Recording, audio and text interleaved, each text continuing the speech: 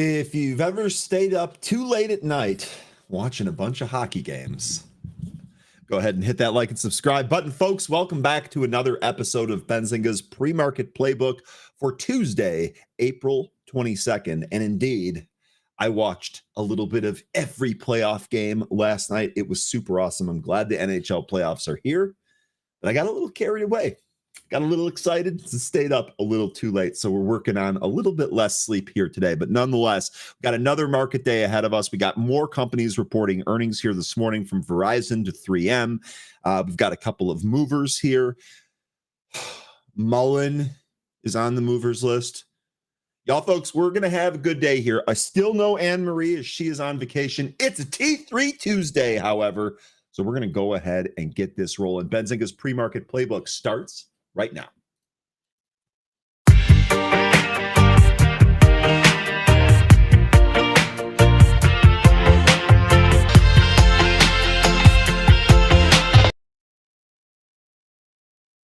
Good morning and welcome back, folks. Happy Tuesday. I know that Monday was still kind of a holiday somewhere, or some people used Monday as a holiday. If you used Monday as a holiday, hats off to you. You did it right. But we're back here for another day. We were higher in the pre-market. Quick check in here. S&P futures up just about 0.7. Dow futures are up 0.7. And the NASDAQ futures up 0.74, almost 0.75% here today. The one thing to note is we are off the highs. So we were actually higher early, coming in a little bit here. We'll see if it continues to come in at all here today. Great to see a whole bunch of returning faces here this morning. Peter, good morning. Hope everything is well out in Colorado. Federico, welcome back. Brett, it's great to see you as always, my man. Paul checking in. What's going on, Paul? Pete, ready to go as always. Let's get it. Hellcat, Crimp Biscuit, Nadeem, good morning. Welcome back. Crystal, good morning. Chuck, Allsorts, Fairchild, Himanta, good morning. Bernhard, ATL Russ, locked in. Let's go, buddy. Pernica, Brandy, good morning. Day Trader, good morning. We missed you folks yesterday. Dermo, good morning. Jeff, great to see you, man. Jeff doesn't like it. Thumbs down. That reminds me actually of a Chappelle show. I wish I had 4 hands so I could give it 4 thumbs down. Whatever's bugging you, Jeff, hopefully it gets better. Yassine, good morning. We're going to get the sunshine to stay here, or is it going to rain again, Yassine? I don't know. All right. Naveal, hello. Go Steve. Bro, were you up late watching those hockey bets? Hockey bets? Hockey bets? I was watching the hockey games. I didn't bet the games, but I was watching them. Pretty awesome. Cam, good morning. Philip, good morning. From sunny Perth. All right. Checking in from the future in Australia. Absolutely love that. Ed, good morning. Robert, Captain Cloudy, Jose, good morning. Hanuk, good morning. And Angelica, good morning. All right, let's go ahead and get it rolling here today. Mama Bear 70. I love it. Mama Bear checking in. We're ready to go. All right, let's go ahead and take a look at the market. We are, of course, going to start with the SPY chart here. This is where we ended up closing yesterday. We held on to the 500-day. At least we closed above it. Good morning, JJ. It's great to see you. We closed above the 500-day, but we did end up giving up the 15% pullback level. That level is at 521.25. We have our second close beneath that, but we are closed or has our second close above the 500. So it does look like we're kind of compressing and trading between these two levels. RSI here, not out of the question yet, or not crazy yet. We're still kind of in no man's land here. So this could really go either way. As I had mentioned, futures were up here in the morning, although we are off those highs. We'll see if we firm up at all, where we end up going from here. But let's take a look at the market overview. Couple of things going on here. U.S. stocks likely to open higher amid Trump's preemptive rate cut call. Earnings are starting to reflect this uncertainty. Now, we talked a little bit about on Happy Hour. Actually, we talked a little bit here as well about some of the lag through earnings might actually take a couple of quarters, because there were a bunch of companies that were planning for the whole tariff situation and actually pulling some orders through. And I think that that's one of the other things that we're still kind of sorting out for this earnings season. But nonetheless here, President Trump attacked Jerome Powell, y'all know about this. President Trump attacked Jerome Powell on Monday via Truth Post, calling him Mr. Too Late. This triggered a market sell-off, raising concerns of the central bank's independence and Trump's interference with monetary policy. The big knock-on effect from this is that the 10-year Treasury is at 440. So those keep going up. Dollar keeps weakening. Stocks keep going down. I know that's got some people worried, but that ain't going to change anytime soon. The worry, that is. Shares of Tesla fell around 5.8%. That's the big event of the day here today. Tesla is going to report in the after hours. And actually, before we do that, let me go here. Here is what we're looking at. So you can see we did have a couple of reports here this morning. We can go over them. Verizon, 3M, and Elevance Health. Probably the biggest ones there. But really, this all kind of funnels to this afternoon when Tesla is going to report after the close. Also, I'm curious to see what Enphase reports. We're going to talk a little bit about First Solar here, but we'll see if there's anything with Enphase. Anyway, here's a look at the earnings. Let me go back. To the story here. Wanted to go to a couple of quotes in here. I think this is the big takeaway, at least from this. Senior economist Jeremy Siegel stated in his weekly Wisdom Tree note that, quote, markets show signs of tension. Boy, did he just figure that out now? Odd. According to him, tariffs may drive a temporary bump in spending as firms and households rush to front-load purchases. This is kind of what we were just talking about. So it'll be interesting to see how this actually plays out through some of the earnings reports. But the demand is borrowed from future quarters. That is not sustainable. It is a warning sign, and once the real price increases filter through to consumer goods, public sentiment will shift quickly. Earnings are starting to reflect this uncertainty, though much of Wall Street's consensus remains stale, still anchored in pre-tariff forecasts. CEOs should be updating their models now to reflect multiple trade scenarios, especially those most exposed to China and consumer imports. Sounds like he's calling for companies to do more of what United did and maybe even give two sets of guidance. I don't know if I agree with that, but nonetheless, it seems to be what he's saying here. I expect Trump, quote, this is from Siegel, excuse me, quote, I expect Trump to increasingly blame too slow Powell. I like that he's trying to use Trump's nickname. That's interesting. For any downside that materializes from Trump's policies, Powell may be technically secure in his position, but that doesn't mean he's insulated from blame. I totally agree with them. I mean, if we've learned anything about Trump, he is going to bully and try to get his way.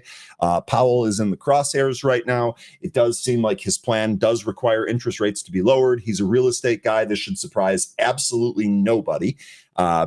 It does kind of seem like that's where they're going here. Lastly, he advised for income, I continue to favor dividend-paying equities and international exposure over long-duration bonds. Well, gosh, thank God we keep bringing Tim Melvin on here to talk a lot about dividend-paying equities. That's one of the things that I've been kind of rotating into the past like 3-4 months or so. Was one of the other reasons why we keep bringing him on here. So, good. Seems like we're positioned all right. Fundstrat's Tom Lee urged Scott Bessent and Howard Lutnick to deliver swift trade deals, aiming for a positive market policy shock. Echoing Charles Gasparino's call for the White House to put points on the board, which is a sales jargon for quick action during a slump, Lee stated that the markets is sending the same message to Bessent, Lutnick, and Trump's trade team. Quote, they've got to cut some deals and let the world know they'll have to do, and they have to do so soon because this could get even uglier.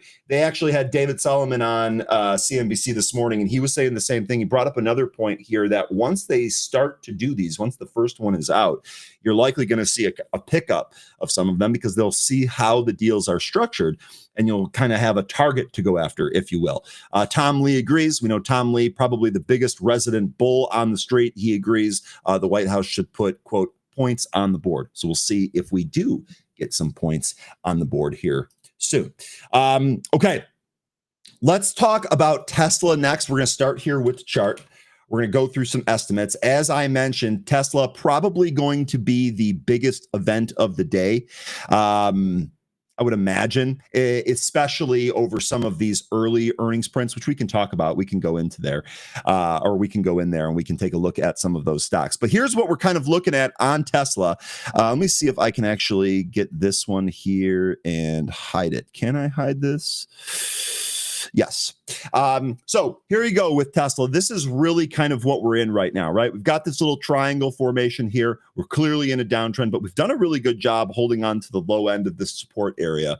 So we'll see if Tesla's able to bounce off of this support area in the process, perhaps taking out the trend line there at the top of the triangle. We do have some moving averages that would give us some targets, as well as a downtrend line that goes all the way back to the end of the year last year. That would also be a target. But the one thing I would be remiss if I didn't point this out, 13 would be extremely unhappy with me. But we do have this death cross here. So we'll see if we do have some more downside. Again, a lot's going to hinge on the earnings today. I'd be curious to know if any of you folks are trading this here today. Do you have positions for earnings? Are you day trading it into earnings? Here's what the chart looks like in the morning.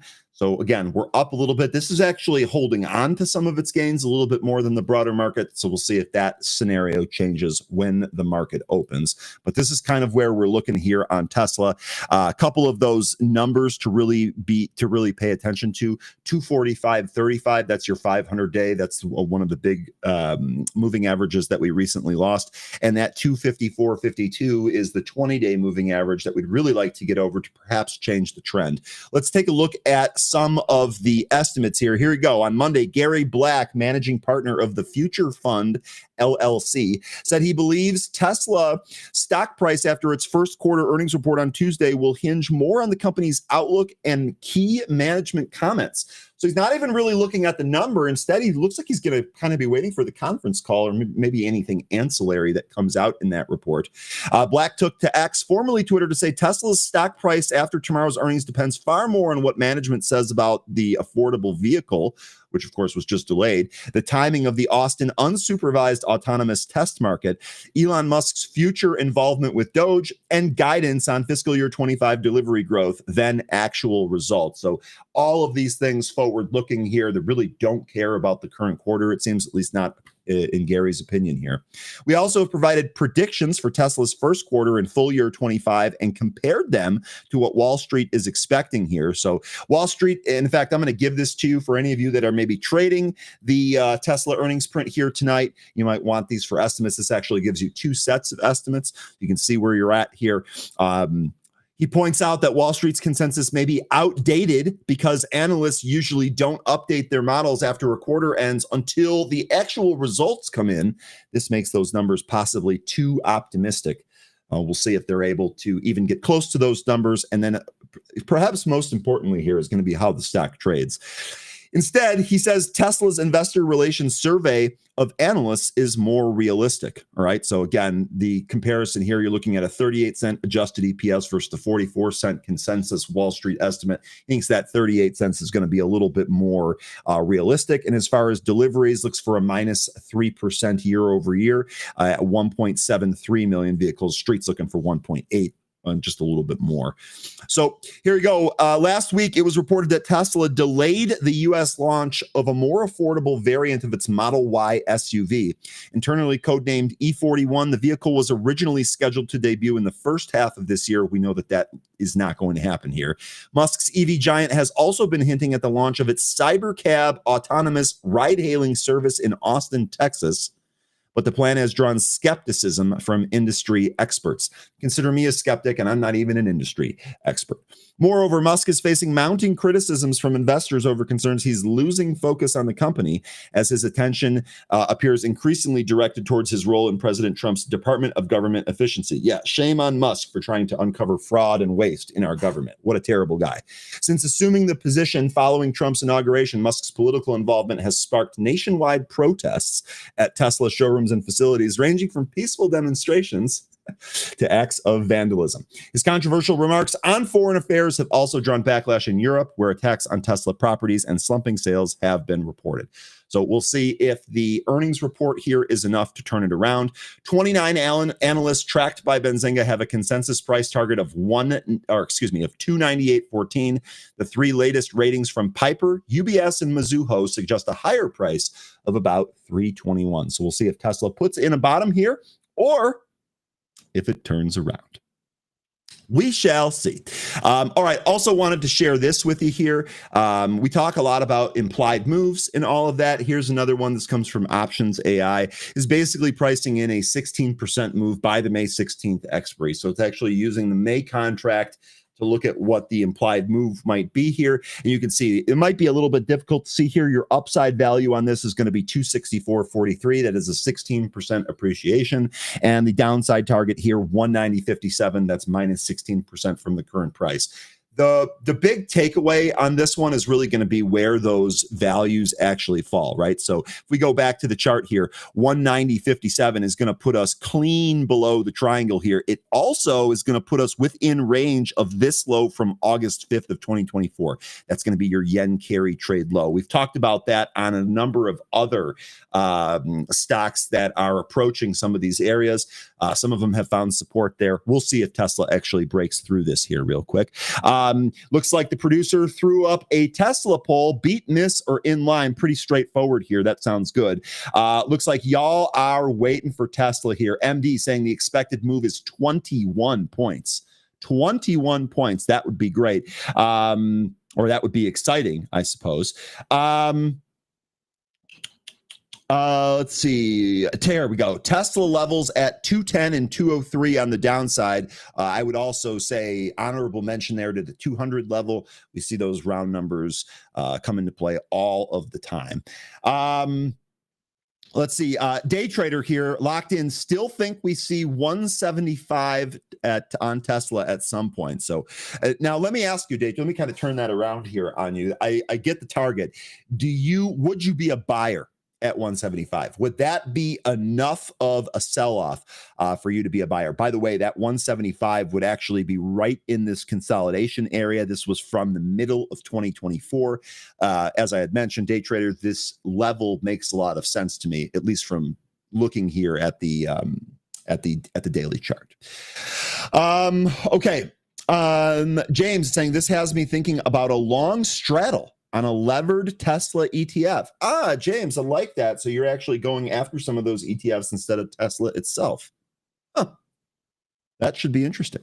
Harris is saying Tesla earnings miss is entirely expected. Harris, I think this is a really good point. I completely agree with you. We were actually talking about this a little bit last night too. As far as the sentiment goes for Tesla, the company, the stock price and all of that, there's no question that it's poor. And it seems like an earnings miss here is entirely expected. We just went over some of Gary Black's estimates for this. They're all lower than the street. I think you're totally right on this one. And that, I can't help it, the contrarian me says that sets up for a possible move higher if anything on there is much of a surprise. Now, that being said, I have not positioned for this. We'll see if we do. And I would actually probably use, like James is saying here, I'd probably use some of those levered Tesla ETFs. Day trader says, no, I don't invest in Tesla and I have no interest in trading it. Okay. Sounds good. Works for me. I'm the same way about many stocks. So totally get that. Okay. And I think that we had, I think that was it for levels. I don't think any of you gave any other levels. No. Okay. And then we'll see. I'm sure this is going to be in play here today as well. We might actually have a trade prior to the earnings report here today. We'll see on Tesla. Okay, next here, I want to talk a little bit about NVIDIA. We can actually go to the chart on this one too. On Monday, NVIDIA dropped 4.5% after a report revealed that Huawei is ramping up AI chip production, but the Bernstein analyst Stacy Raskin, who we've quoted here a bunch, he does really, really great work. He has for a long time. Downplayed the significance, saying AI chip giant can't compete anyway in the Chinese market due to export restrictions. Bernstein analyst Stacy Raskin told Yahoo Finance that NVIDIA operations in China have been severely constrained due to U.S. export controls, which prevent the company from selling its top-tier AI chips like the A100 and the H100. Quote, I don't see why it matters. NVIDIA is not allowed to sell anything in China anymore. They can't compete anyway. They're not allowed. Raskin was referring to the White House's imposition of an indefinite export ban on NVIDIA's H20 chips to China, prompting the company to warn in a filing last week that it could take a potential $5.5 billion hit to its quarterly revenue. Quote, we've basically just handed the China AI market to Huawei anyway, so I'm not surprised by any of this at all, said Stacy. Huawei's decision to mass ship its advanced 910C AI chip to local customers next month was reported by Reuters on Monday. The 910C chip from Huawei, designed to be more competitive than with NVIDIA's offerings, combines two previous Huawei chips into a single package, effectively doubling its performance. The move positions Huawei to take advantage of NVIDIA's absence in the China AI chip market, as a situation exacerbated by the latest U.S. regulations requiring license for those NVIDIA lower-tier chips as well. Jensen Huang undertook a high-level tour of China last week. In fiscal 2024, China contributed $17 billion in revenue, making up 13% of NVIDIA's total sales. Meanwhile, Chamath Palihapitiya, often referred to as the SPAC King, has expressed concerns about NVIDIA, alleging that the company may not be prioritizing the best interests of the U.S. Interesting.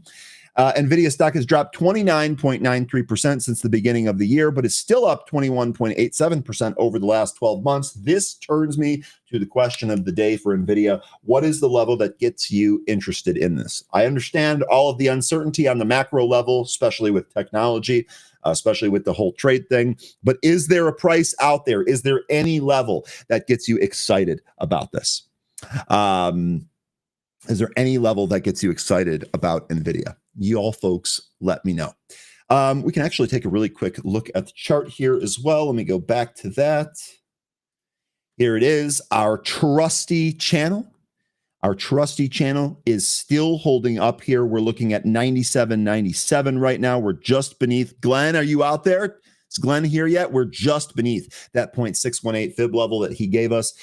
Clearly, that's holding up here as well. And we still have that 500-day down here at 87.5. So there we go. Day trader, appreciate this. 85 has my bid. I actually really like this level. I suspect that, first of all, I don't think this company is really kind of going anywhere. I know that the macro stuff needs to be worked out, and I'm sure it will in one way or another. But company's not going anywhere. And frankly, if this overshoots that 500-day, that should make for a pretty good bounce here. 85 seems to be a reasonable target. That seems pretty good. Good stuff there. A deal saying, can you explain the little rally yesterday, the last 30 minutes before closing? Okay, so did not have this on the list here, but you know what? This is a great question. And yes, I would like to take a look at this. And I would like to take a look at this because one of the most consistent things that I've been doing, and a number of our group has been doing, has been actually looking at the VWAP and trading some of these leveraged ETFs. So the first thing that I'm going to do here is I'm going to start with the intraday chart here on SPY. So you can see what's going on here. We were weak all day. And in fact, as far as trading goes, so I had SPXS calls that expire this week, very short dated calls coming into this, looking for a down move here. Actually added a little bit on Friday to that position. All I did yesterday was sell batches of those calls as the market kept coming in. This served as a hedge against my long positions. It gave me exposure to more downside movement, which really kind of felt like we were going to get through the 3-day weekend, especially in the absence of any type of deals. And that's exactly what happened. We saw more of a sell-off yesterday, so we were actually selling those. However, to answer your question here, one of the things that we have noticed, especially in the absence of, a direct catalyst, like for example, around a Fed meeting, right? Something happens, somebody says something, and the market reacts to it. That's not what we're talking about here. We're talking in the absence of that. One of the things that we have noticed is that when some of these levered ETFs, which I'm going to go to in a little bit here, become extended from the VWAP, they almost always return back to the mean. So I know one of the things that you're looking for here is you're looking for me to say, so-and-so said this, and that caused the market to rally. And I'm open to anyone's suggestion. If anyone has anything like that, let's take a look at it. We can discuss it. But I don't think that's what happened here. I think what happened here is you basically had a day where the market was weak, and at the end of the day, it just kind of regressed back to the mean. This is why we use the VWAP so often. Now, I didn't trade the SPY on this. The move here was actually on TQQQ. And we've talked a lot about these TQQQ and SQQQ. The reason that I look at both of them is because I'm a long bias trader. I don't want to short. If I don't have to, I don't want to short. So I pick TQQQ or SQQQ, so I only go long here. One of the things that you have seen me saying over the past several weeks here is that the sweet spot seems to be about $1.50 on TQQQ. When the price is $1.50 below the VWAP, that's generally a pretty good buy zone. Well, what happened here? You guessed it. TQQQ was, in fact, $1.50 under its VWAP, right? It had a VWAP here of about 482, TQQQ down here at 40.30, 41.82 to 40.30, so just about 50 cents. There were a number of folks that were actually trading this here in the happy hour chat live. Then we talked about it on the call yesterday, and sure enough, we got a little bit of a regression back to the mean. So, Adil, if I'm pronouncing your name correctly, please correct me if I'm not pronouncing it correctly. I don't know what was said, if anything, but I do understand that one of the things that we have been watching is there is often a regression back to the mean. And when you have a day like yesterday where it was just negative the entire day, the last 30 minutes of the day there gave you a little bit of a regression back to the mean, a little bit of a bounce. I would look for things like this constantly. The way that I've chosen to actually capitalize and trade this are using the TQQQ and the SQQQ. On a day where the market just trades up, the same trade is still available, but instead of using TQQQ, you might look at something like SQQQ, which did the same thing. It is perfect. Thanks. You're very welcome. Let me know how this goes for you. Like I said, I've had a lot more success trying to trade some of these levered ETF products as opposed to individual names, even, the big names like Tesla or Apple, but especially some of these smaller names. I mean, I know we've seen some crazy ones go like multiple 100% in a couple of days. And if you're able to catch those, that's fantastic. That can really make your entire week. But as far as like consistency and being able to repeat the same plan over and over again, it's really kind of shined with these levered ETFs. That was a really good question. Did not expect that. But glad we were able to cover that here. So, all right, let me actually go back to the way I had the chart set up here real quick. Let's go. I think we were looking at NVIDIA, right? We were looking at the chart here. We were on the daily chart. So the levels here, just to kind of reiterate some of the levels. Thank you for giving me some of the levels that y'all folks are looking at. Again, some of the levels that I'm looking at here, bottom end of the channel, we could easily bounce from. Let's just call that around 90. And then, of course, the 500-day is down there at 87.5. We'll see if that is a potential bounce spot here.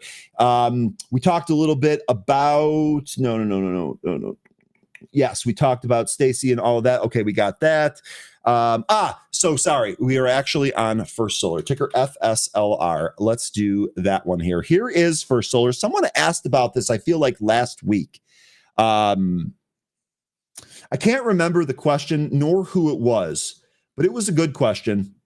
And actually, I think I totally moved this, right? I think we wanted this just like that. Yep. So here is your First Solar chart. One thing to pay attention to here, kind of like, and actually, let's see what it looks like on a weekly. Yeah. So we'll see. I do kind of expect this to trade back up. The story we're going to take a look at here should kind of help that. One thing to maybe keep in mind here is we want to see if something like this ends up forming. All right. I would put the other shoulder out here. So if we have a huge bounce and we bounce into this shoulder area, we might actually have a head and shoulders on this chart. Now, it may not do that. I'm just kind of looking ahead here. I think this is a little bit more clear on the weekly. I guess we did kind of break this neckline. We're kind of using this as resistance. I'd actually put this 138, I think is going to, in fact, let me mark that off while we're here right now, because I do think that 138 level is going to be a key level here for First Solar. Let's go ahead and make that the correct number. So here you go. Okay. Here's what the chart looks like on First Solar. Let's take a look at the news on First Solar. First Solar stock surges over 7% in the pre-market as U.S. sets up a 3,500% tariff on Chinese-owned Southeast Asian solar cells. Good Lord. Firms within American Alliance for Solar Manufacturing Trade Committee, that's a mouthful, have accused major Chinese solar panel manufacturers with factories in Malaysia, Cambodia, Thailand, and Vietnam of selling panels below production costs and benefiting from unfair subsidies, making American products uncompetitive, Reuters reported on Monday. That sounds familiar, doesn't it? Even those list of countries? I can't quite place where I've heard that before. The case was initiated last year by Korea's Hanwha Q-Cells, Arizona-based First Solar Inc., and several smaller producers. The tariffs finalized on Monday vary significantly based on the company and country, with products from Cambodia facing duties exceeding 3,500% as a result of non-cooperation with the U.S. investigation. Jinko Solar's Malaysian products were subject to some of the lowest combined anti-dumping and countervailing duties at 41.56%, while competing Trina Solar's Thai products were hit with steep tariffs of 375.19%. To finalize the tariffs, the International Trade Commission must vote in June to determine if the industry was significantly harmed by the unfairly priced subsidy imports. China, which dominates 90% of the solar supply chain, 90%, has established factories across Southeast Asia to bypass U.S. tariffs. The new duties mark another blow as the U.S. ramps up its crackdown on Chinese imports. Against this backdrop, Piper Sandler analyst Kashi Harrison stated in January that First Solar could gain significantly from this development. However, critics, including the Solar Energy Industries Association, the SEIA, argue that the proposed tariffs could hurt U.S. solar manufacturers by increasing the cost of imported cells used in panels assembly at American factories, which have been expanding since the clean energy manufacturing subsidy was introduced in 2022. First Solar holds a growth rating of 96.08% and a quality rating of 89.80%, according to Benzinga's proprietary Edge rankings. By the way, while we're here, some of you folks that don't have the ability to sit in front of the screen all day, every day, I know we're not really advertising for it a whole lot. You may benefit substantially from the Ed subscription, which is pretty inexpensive by comparison to other subscriptions, gives you a whole bunch of great tools, and makes it easy to really kind of dig through stocks. Quality, value, growth, all the things that we talk about with Tim Melvin, basically put that stuff at your fingertips. So shout out to that product here. First Solar getting some pretty high rankings when it comes to growth and quality, which is pretty awesome. So, all right, going back to the chart here, I would say that who thinks First Solar actually might make a good buy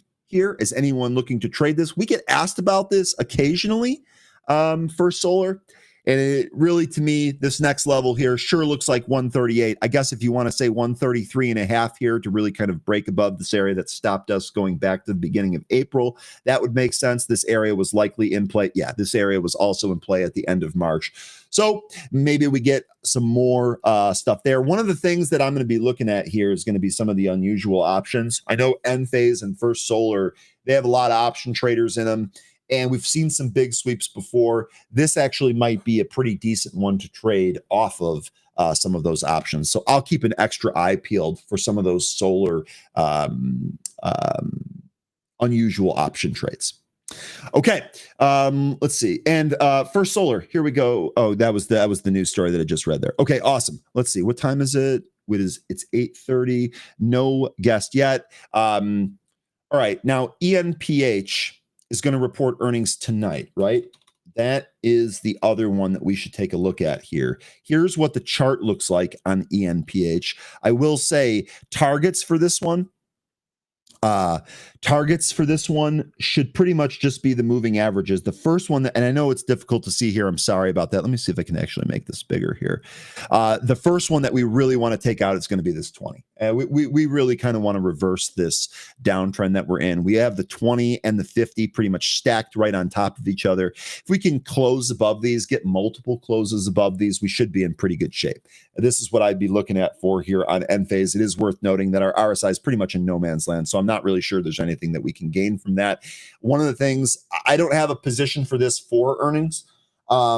And I guess, we'll see how this shakes out throughout the course of the day. One of the things is if this trades up into earnings, I'd be a little bit more skeptical of that trade. I kind of like it if it stays flat or even if it moves to the downside a little bit on EMPH. Okay. I pay for Edge. Do I get the application as well? So you don't get Pro, which is what I'm sharing here on the screen, but you do get the scanner that's built into Edge. I don't know if it can scan for penny stocks. You might need Pro. Pro also comes with Edge. So if you want to upgrade, I'm sure they can use the cost that you paid for Edge against your Pro subscription. And if you need help with that, I got my main man, James, to reach out to you here later today. Okay. It is 8:05. It's time for our special guest. And as we said, it is a T3 Tuesday. So we are going to bring on Adam Mesh again. Let's see how he's doing here today.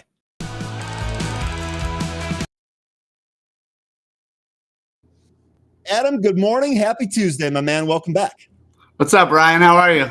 I'm doing really good. I had a great 3-day weekend. I took a short via some XPS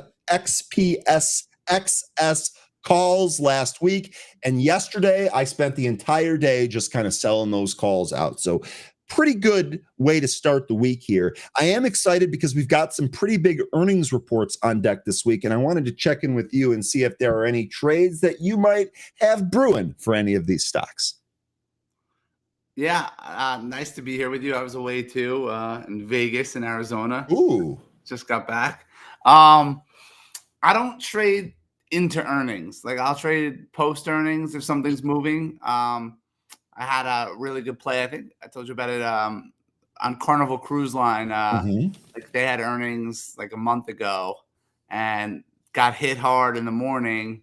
And if you see that pivot, like an earnings reversal trade in the morning where it's either up big and then goes down or down big and then goes up.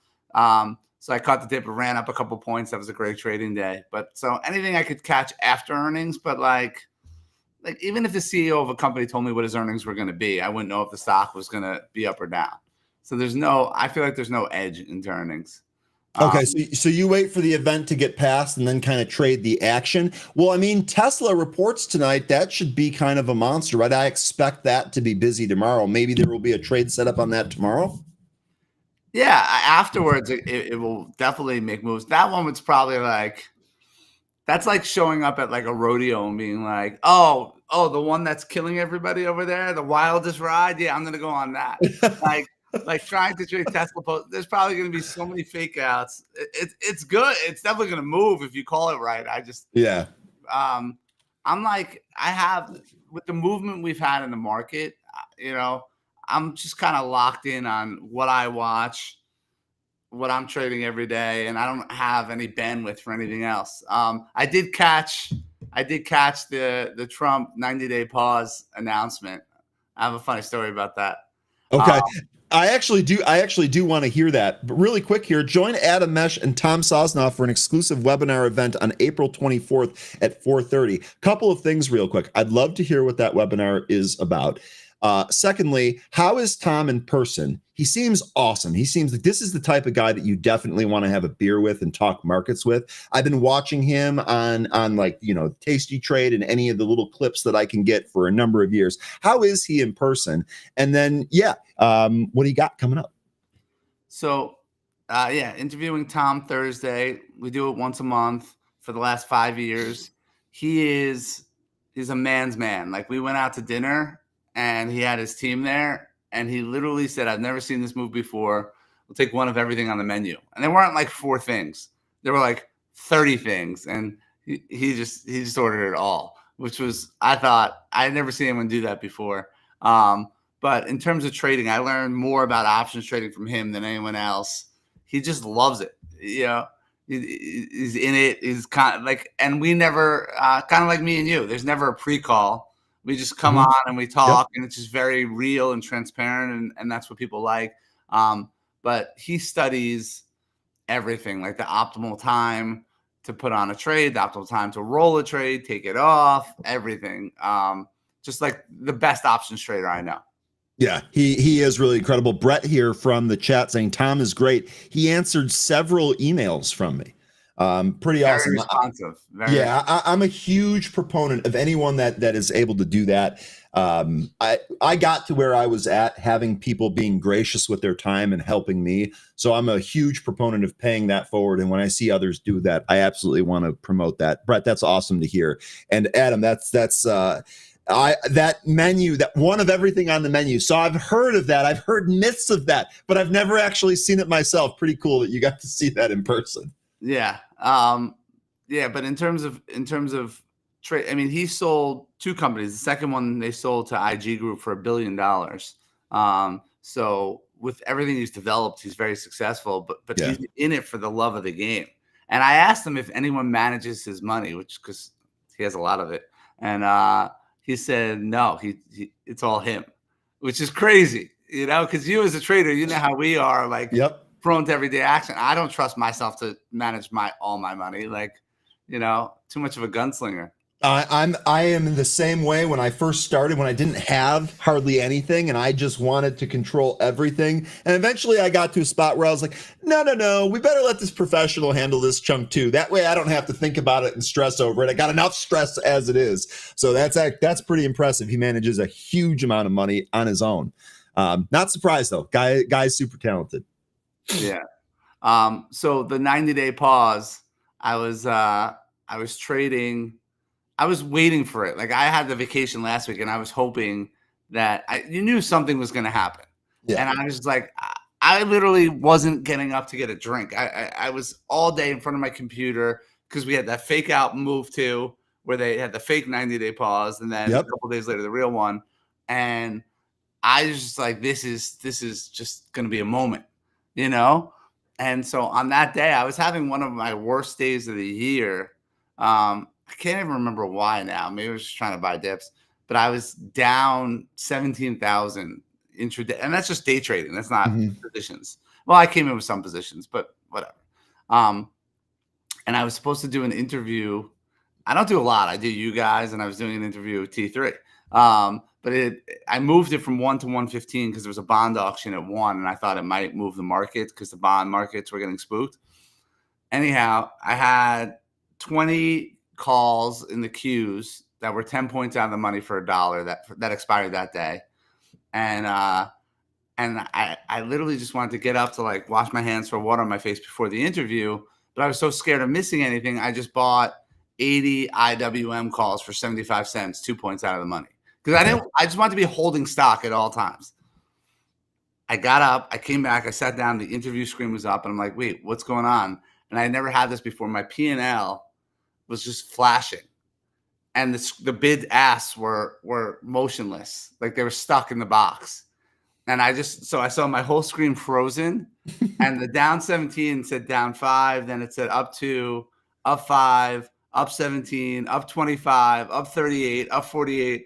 And I realized, and then they came on. They're like, we've just gotten word that they're going to pause tariffs for 90 days. And I'm like, oh my God. But I couldn't even see anything. And by the way, the whole thing was on camera. Like the whole interview, and people were chatting in, like, what is this guy on? Like I was on drugs, but I was like, wait, what? So like in real time in front of everyone, I was like processing everything. It's crazy.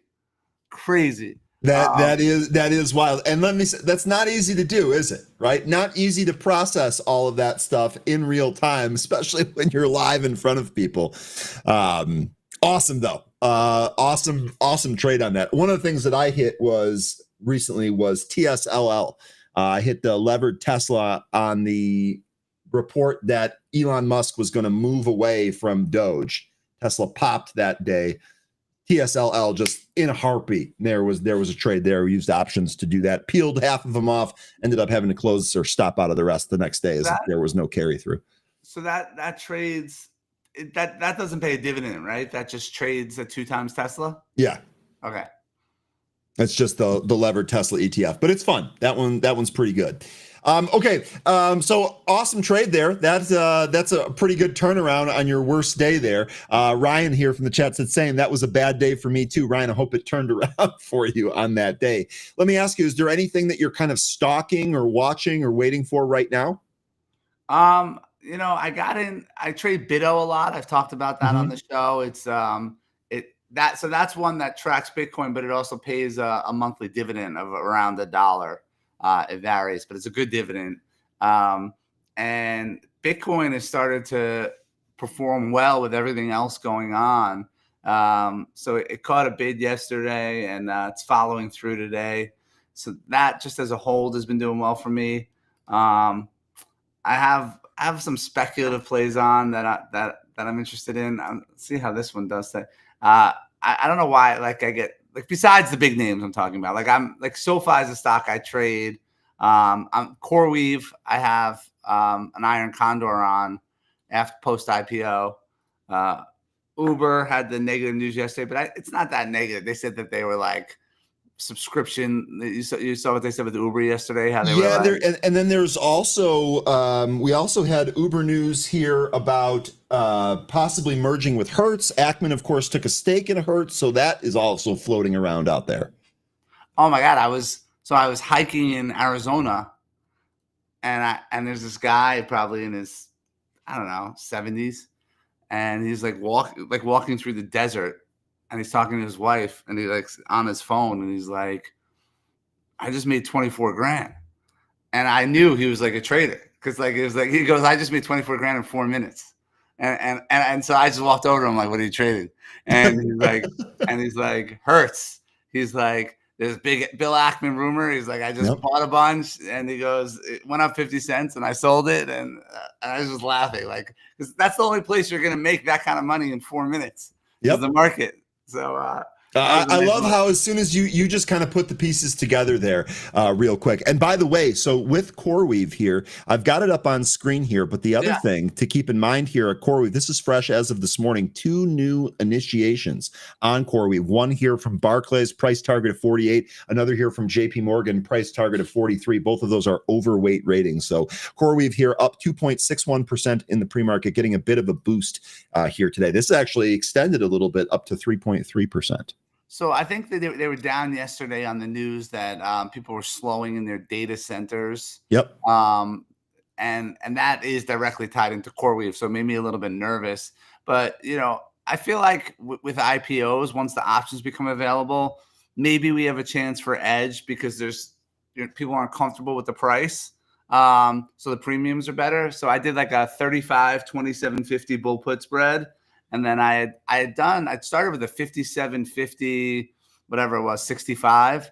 I kept pulling that one down. So now it's 45 by 52.50. But like, if it stays in between 35 and 45 by May 16th, then I do really well.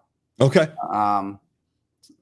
Those are the kind of like professional trades I make where it's like, I don't have to watch it every day. Yesterday, I started to pay attention a little bit because it was below 35 for a little bit. And then one teeny one that is fun is Microvast. They make the batteries, MVST. Yep. And I wrote down on my screen, don't sell this. Like I liked everything about the story is like, I thought I should hold it. And at one point I just needed buying power or something and I sold it. I was like every once in a while, if I get flustered, I clean off my screen. Sure. But I'm back in it, and yesterday it was strong all day, no news, good volume, and I feel like in a regular market today, it's gonna catch a bit and probably shoot for 230, whatever. Okay, that pretty awesome here. Sure, look, let me try and zoom in here and get a little bit more. I know in the segment you do after mine, you're looking for stocks like this too. I always stay on and watch, and absolutely. But you know what? If you want to hit them a little bit early, we can do that too. MVST here. I don't think this is going to be on the movers list. No, it's down 1.44% here. But you bring up a really good point. I do have the intraday high yesterday at 208, that 210 after hours high. I think if that breaks here today, you could have some wild action here in MVST.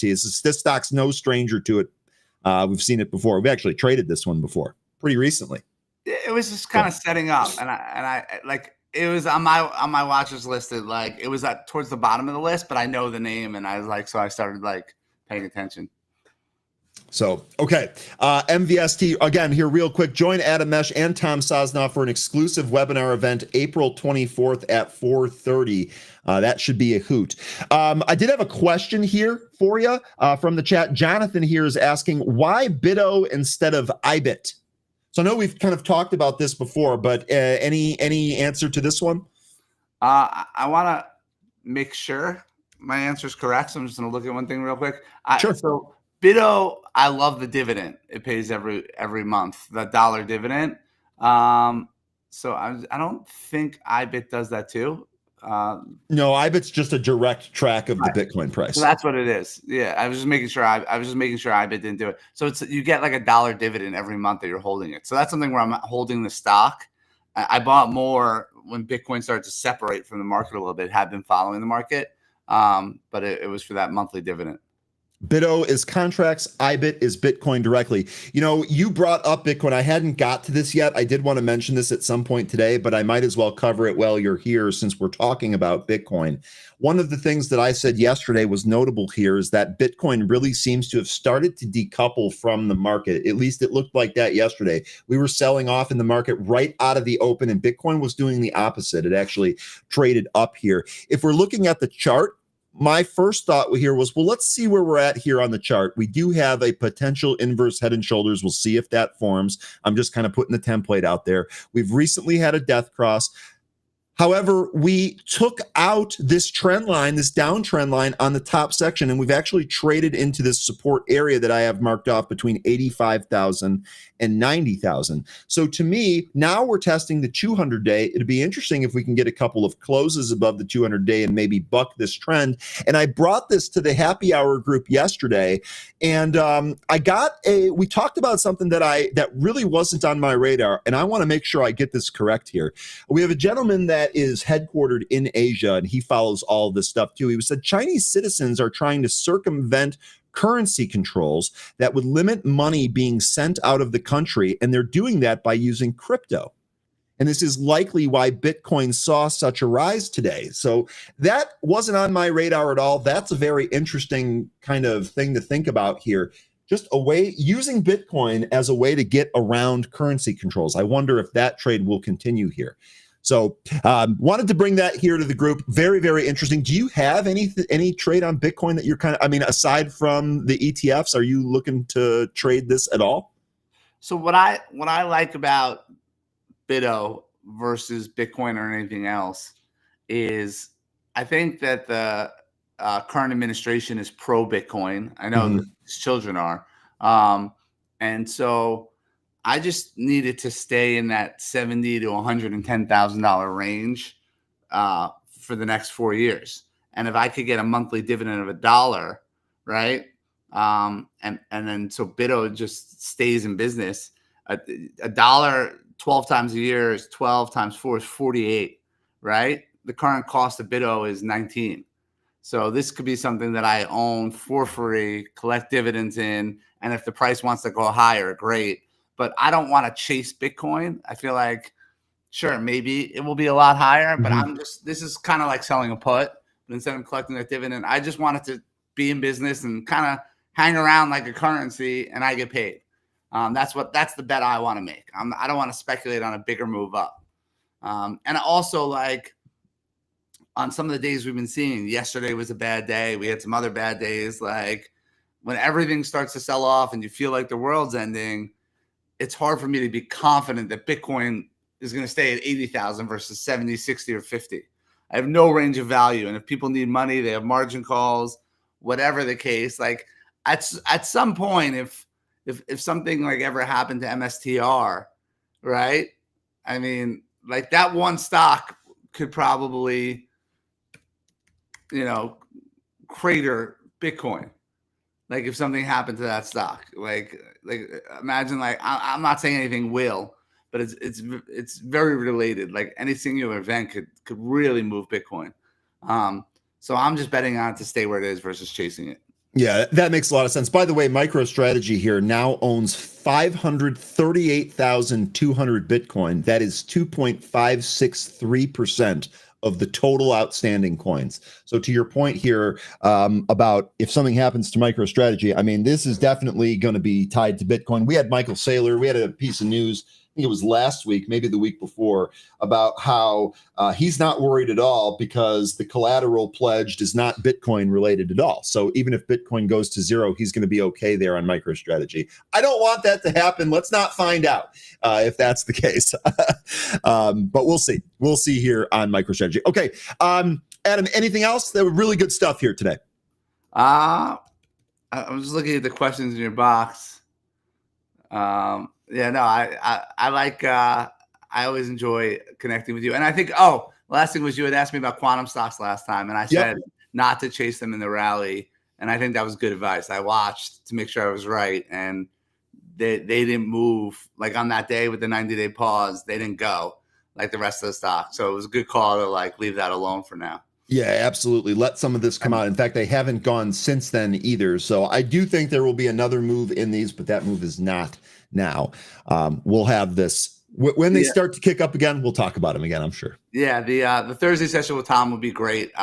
There's nothing for sale. No, it's just pure options education and strategy for an hour. So love for everyone to register. Come on and listen to a great conversation at 4:30 Eastern on April 24th. Thanks. Totally support that. Adam's a great guy. Tom's incredible. The QR code is on the screen. The link is in the chat. Folks, be sure to check that out. Adam, thanks so much for your time. As always, looking forward to catching up with you the next time you're on. We'll find some more stuff to trade. All right?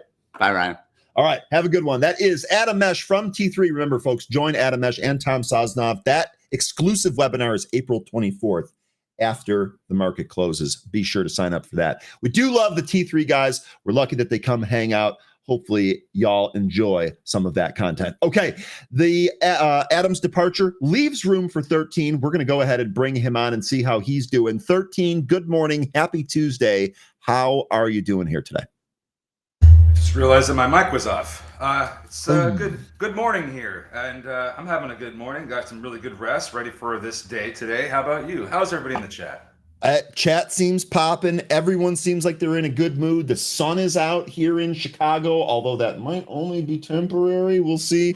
But all signs point to good here this morning. I guess the market is up too. And actually, S&P futures really quickly here. I was reporting earlier that the S&P futures had started to tick down from their highs. But alas, we are right back at that level. So here we are. We are up just about 1% here on the S&P 500. NASDAQ leading the way higher here, 1 1/10 higher, and the Dow here up 1% as well. Okay, you want to go ahead and roll through some of those movers? Then we can take ticker time from the chat. Sure. Let's Does that work for you? Let's get those rolling. Why not? All right, let's do that here. And then I know that there were some earnings. We can talk about that too. Verizon, 3M, and Elevance, probably the big ones. Let's knock these movers out, though. First one here is going to be GELS. This is Geltech Limited. You can see we've got no fresh news here. In fact, the last piece of news came back from the middle of March. But GELS here popped in the after hours yesterday, kind of regressed back to the mean. The big move here is on volume in the pre-market here today. So again, no news here. Let's take a quick look around the horn. 0.17% of the float shorted on 1 day to cover. On average, stock trades 181,000 shares per day. Today, it's traded just shy of 44 million. So this definitely seems like something's going on. We got asked about this yesterday. Let me see, was this the stock that we got asked about yesterday in happy hour, and it looked like it was a room pump? No, that was SBEV. No. That was SBEV after hours. Right. Okay, we'll get to that one here in a sec. So anyway, GELS 13, float of 4.82 million here. You got anything on this one? So the thing that I noticed about this was that we had a change in the average volume yesterday toward the end of the day. That's what you saw that spike for. So that relative volume is the only thing that I could find that is giving a rise to the stock price today. Thanks to producer with a little bit of digging there, they were seeing some people on X say that there was some FDA news regarding this. I haven't seen that yet, so I don't exactly know why this is moving right now, but that's about the best news that I've got. So when we look at this company, it's got 4.8 million shares in the float. It's an Australian company. They have no cash, so that's not good. I don't know when they plan to raise any capital.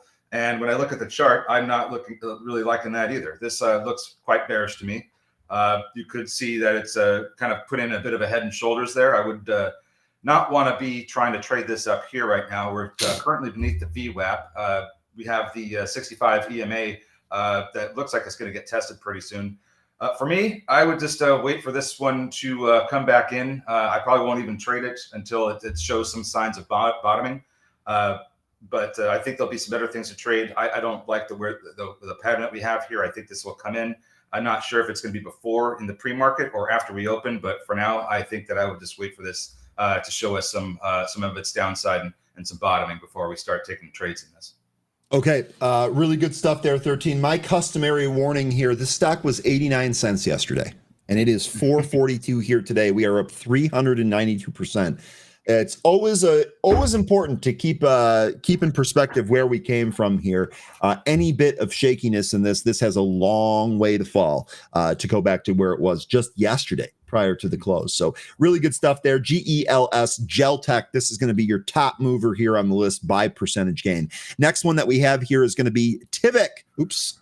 That's TIVC, Tivik Health Systems. We've traded this one before a number of times off the relative volume scanner. We've seen this one move. Huge move here. This stock's up 213.5% here. Tivik Health shares are trading higher after the company said it held briefings with the White House and the FDA, which garnered interest in potential military and defense applications for its product candidates. Wowzors. That is a headline there. We talk a lot about how some military contracts are pretty much solely responsible for keeping some stocks propped up the way they are, or at least it feels that way. Now it looks like we have some more applications here for military and defense spending. Again, stocks up massively here today. Quick look at the short interest, 4.94% of the float shorted with 1 day to cover. That comes on an average volume of 1.22 million. Today we've traded just shy of 10 million. Float here, micro float, 611,000 shares in the float. We've already seen a huge move. You can absolutely expect some more fireworks out of this stock here. As long as the traders stick with this, and this has such a low float, you could see some extreme moves in either direction on this. 13, do you know anything about, let me see if there's some more health in here. Or excuse me, this is a little interesting. It's a bit of an interesting one. You want me to go into it? Okay. Yeah, go into it. Take it away. Okay. So this might be a super soldier stock. The reason I'm saying that is because this company has a platform-based technology that activates the body's own healing mechanisms, and it can be programmed to treat various conditions. So when you have that, what the company does, and now they're holding meetings with the White House and the FDA for potential military and defense. What was the word that they used? Product candidates or applications. Yeah, I'm thinking that sounds like super soldier stuff to me, where you have soldiers that have this treatment that prevents it from having diseases or illnesses that kind of take them off the battlefield or affect the way that they conduct their duties. So I thought that was a really interesting headline combined with what this company does. It is on its last dollar, but they do have a $25 million equity purchase agreement over 24 months with Mast Hill Fund. So it doesn't look like they're going to have any problems for the time being with capital, but they did just recently regain NASDAQ compliance with their minimum bid price listing rule. So it seems like they're trying to turn a corner and really get things going here. And I think this news with the White House and FDA meeting is very, very interesting. As far as the stock goes, we did already have a really nice move up to 1344, and we're starting to come back in and hanging around VWAP, currently trading beneath VWAP. So this is going to be another one where I want to see this downside that we're getting. I want to see this slow down or stop and start to turn around, even recapture VWAP if need be. But once that starts to happen, I think we'll get another good move in this stock. I don't think this thing's quite done yet. But I still want to wait and see what we end up getting closer to the open. Okay. That super soldier thing, if you think that's crazy, just understand that this has actually happened in the past. This is what the Nazis did with speed back in World War II. So we actually have some precedent for, quote, drugging up, what do they call them here? Potential candidates. So for soldiers, super soldiers, crazy stuff. We'll see if this actually gives a trade here. Yeah. Really good breakdown with some of the price levels there, 13. But they're kind of making them Wolverines, not so much. Well, Nazis. right. Okay. So probably a better idea to make them heal faster than to pump them full of speed and make them not sleep and try to go fight people. Right. Yeah, that probably makes a lot more sense. Yeah, good idea. Okay. Anyway, there, really good breakdown there. TIVC, Tivik Health Systems. Again, stock is up 195% there, so be careful with that one. Good morning, Jay. It's great to see you. By the way, Lion, good morning. I saw you earlier here. I had asked about Tesla levels earlier, Lion. I'm not sure if you were here for that. Tesla will miss big. The earnings report will be horrific. I see Tesla going to 180 and even 150. I think day trader, you were in there at 175. If I'm wrong about that, please correct me. I'm not trying to put that on you. I think we had a couple of other targets given out here by the chat. That 151 is going to be a chat low here today for Tesla. I think all eyes are going to be on Tesla throughout the regular session, but then again tomorrow on that. And then also, good morning, Jay Rice. Jay Rice, you're going to be really excited. Mullen is actually, or was on the list earlier here today. So, Jay, that still might be the chat of the entire show's history. A short on Mullen that you never have to cover and don't pay taxes on. Yeah, giddy up. That was pretty sweet trade. Okay. Anyway, let me keep moving through the list here. Next one is going to be OBLG. This is Oblong. I feel like we traded this one fairly recently, although I don't see it here in the price history. I do recognize this ticker, though, and know we've traded this one before. Oblong here traded up just shy of $7 here, still holding higher at plus 114%. Let's take a look here and see if we have any news. Say again? This just started.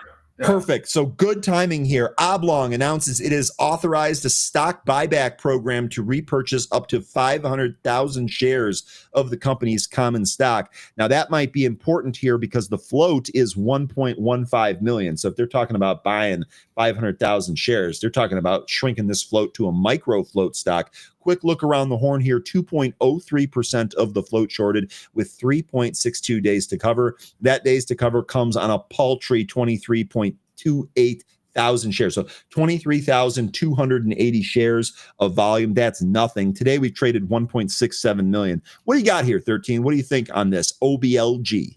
Didn't cover this because this has just started to get going right at 9 o'clock on that news of the share repurchase program. 500,000 is about 10% of their cash holdings according to their balance sheet. So they do have the money to do that.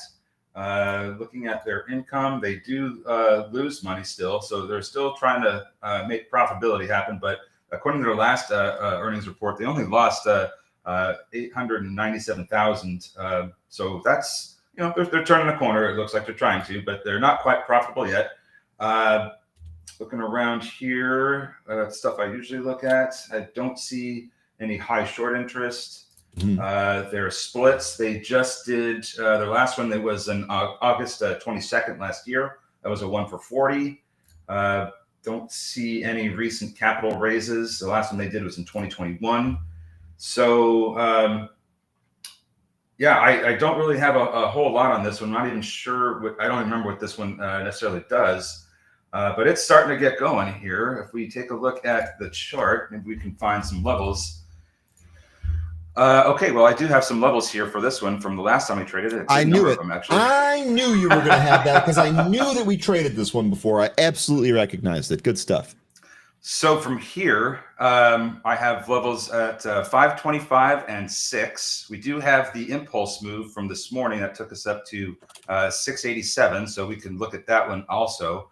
After 687, the next levels I have are going to be 830 to 835 and then 920. So there's some levels on the way up, and I have a few more on the way up if we even get there. But I don't know how high this could go on the share repurchase program.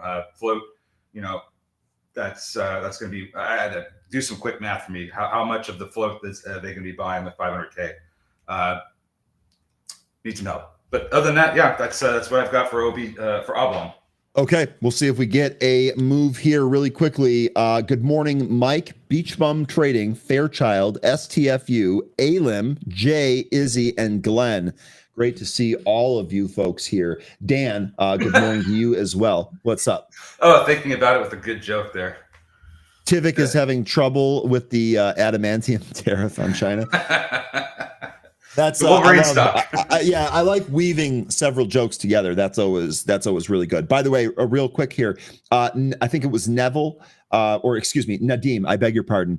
You want to take a look at SLDB? That has been added to the list. ALAM. Sorry if I'm pronouncing that wrong. AUUD. That was one that we looked at yesterday. Had a really disappointing day. We can follow up on that as well. And Izzy mentioning that sound news just hit. So I guess let's do that one here real quick. Looks like it did have a news pop here. Boy, this traded above 810 on that pop. SoundHound AI enters partnership. Tencent Intelligent Mobility bring conversational AI to the intelligent cockpits of global auto brands. Okay, so we're adding AI voice control to some global auto brands. That's kind of what I'm getting from this. What there's got to be. Tencent's a Chinese company. Yeah, Tencent's cloud and smart industries group business to bring world-class voice and conversational AI capabilities. So they're still trying to develop more stuff for their EVs that nobody wants, but okay. What I don't know. Yeah. This is what I was looking for. The collaboration will enable Tencent Intelligent Mobility to deliver dynamic, localized user experiences to automotive players across geographies that are looking to provide end users with seamless, hands-free access to a range of in-vehicle applications. I'll tell you what, this sounds an awful lot like Siri and Google Assistant that are currently in cars. Yeah. I have that feature on my car. I barely use it because hitting the buttons is actually faster. It's conversational AI. So now you're going to be having a full-on conversation with your car. How is that a good thing? I don't want to have a conversation with my car. I also want to pay attention to the road, especially if my lead foot is in effect. I mean, I don't want to be talking to my. Come on. Yeah, you talk to your car. I think I'm going to go to McDonald's today. Your car goes, are you sure you want? It starts judging you for your size. Like, are you sure you want to go to McDonald's today? You kind of had that yesterday. I don't want a conversation with my car to be anything like that, where it's starting to judge me for the decisions I'm making about where to go. Get out of here. Okay, I'm taking it to the extreme though. Nonetheless, this news, did pop SoundHound here.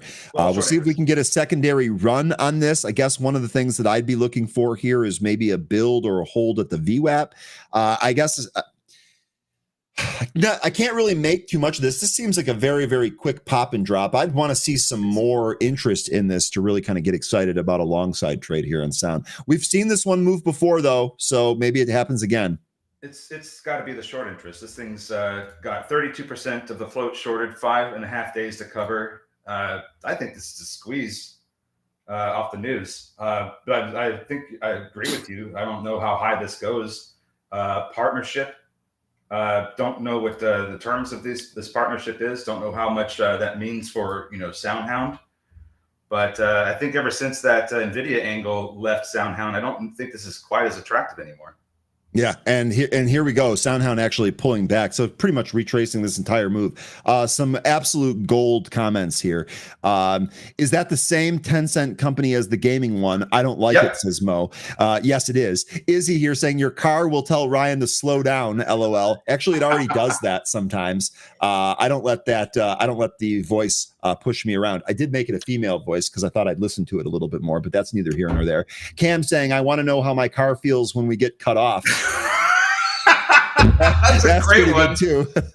Hey, car, do you think that person at the drive-thru looked at me funny? I like this here. Jane saying, lol, the car says, dude, McDonald's food can kill you. I would be dead if you asked your car about going to McDonald's and then on like the, whatever your center console or your instrument cluster, wherever your LCD screen is on your car, if it was just the RFK shadowy meme picture, because he's watching and doesn't want you to go to McDonald's. I don't think I'm so socially bankrupt that I need to start conversations with my car. But anyway, and sign me up for Paul. Sign me up for Paul's book here. The only conversation I want with my car is my right foot hitting the pedals. Paul, bingo, man, 110%. And then the car goes, wah! That's the only sound I want to hear out of it.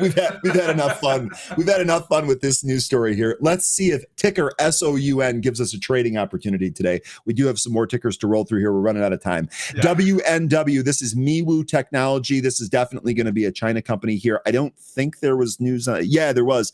It was yesterday, right? Yeah, this was yesterday after hours here. Company regains compliance with NASDAQ. So if you like playing that theme, you got another one here, ticker WNW. Stocks up 66% here. A couple of levels to pay attention to here. 233 going to be the after hours high yesterday. And then the pre-market high today here, 282. What do you got on this one? Oh, you know what? Let me take a quick look at the short interest. 1.38% of the float shorted with 1 day to cover. That day to cover comes on 280,000 shares of average volume. We've traded just shy of 50 million here today. That should be no big deal. What do you got on this one? Yeah, so that NASDAQ recompliance follows a 1-for-20 reverse split that was executed on April 1st, April Fool's Day. So now they have a 63 million share float. Don't have any read on their income statement. The balance sheet has 3 million in the bank, and that's about all I got for this one. So congratulations, you're still able to trade on the exchange, even though you're a scam. Well said, 13. I think we'll just leave it right there. Next here, Hollow. Y'all, your favorite. Speaking of scams.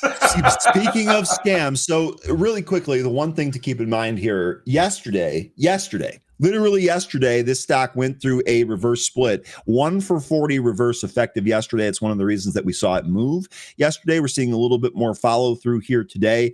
I would just look at technicals here on this one. I've got the VWAP here at 1734. We're a full point beneath that. Sure looks like this 18.5 level might be some resistance. We traded up as high as almost 20 here this morning. We'll see if we can take that out. Be careful with this one. This is the Wild West, right? This is your gunslinger stock du jour. Definitely, as you kind of alluded to earlier, definitely scammy, weird action here, but does provide some movement. What do you got on this one? They did a 1-for-10 reverse split on February 2nd last year. They did a 1-for-20 reverse split on October 9th last year. And they just did a 1-for-40 reverse split on the 21st of April this year. So if this pattern continues, they should be doing a 1-for-60 reverse split in sometime in December. Okay. Just a little pattern recognition for you. We'll see. We'll see if we get that pattern there. All right, you got any key maybe it's 1-for-80 because they seem to keep doubling the ratio. So I'm sorry, it should be 1-for-80 reverse split in December that we'll probably see. By the way, Bitcoin, as we were talking here, Bitcoin futures traded up, stopped right at the 90,000. That's going to be /BTC on the CBOE. So that moving higher here. Okay. I don't think there's anything here for Hollow. Sorry. No, it's okay. And I don't either. Really quickly here, SBAV, this we kind of touched on this a little bit earlier. Richard, shout out to Richard here. He had mentioned that this was moving in the after hours yesterday while we were on happy hour. We looked yesterday, couldn't find any news. I looked again this morning, couldn't find any news for this one. So SBAV, this kind of looks like a room pump. That was one of the things that we discovered yesterday. Someone had mentioned that they got a message in their WhatsApp group about this stock being hot and in play. So the way in absence of other news, what I consider is this is just kind of a pump. It seems to be there's either some type of newsletter or some WhatsApp, something or other going around on this. That's why we saw a spike here yesterday. You can see that was nasty because it traded up to 18, came all the way back into 8. So just be careful with that. Let's very quickly go to the 3 stocks or the 2 remaining stocks that folks wanted to take a look at. We already took a look at Sound.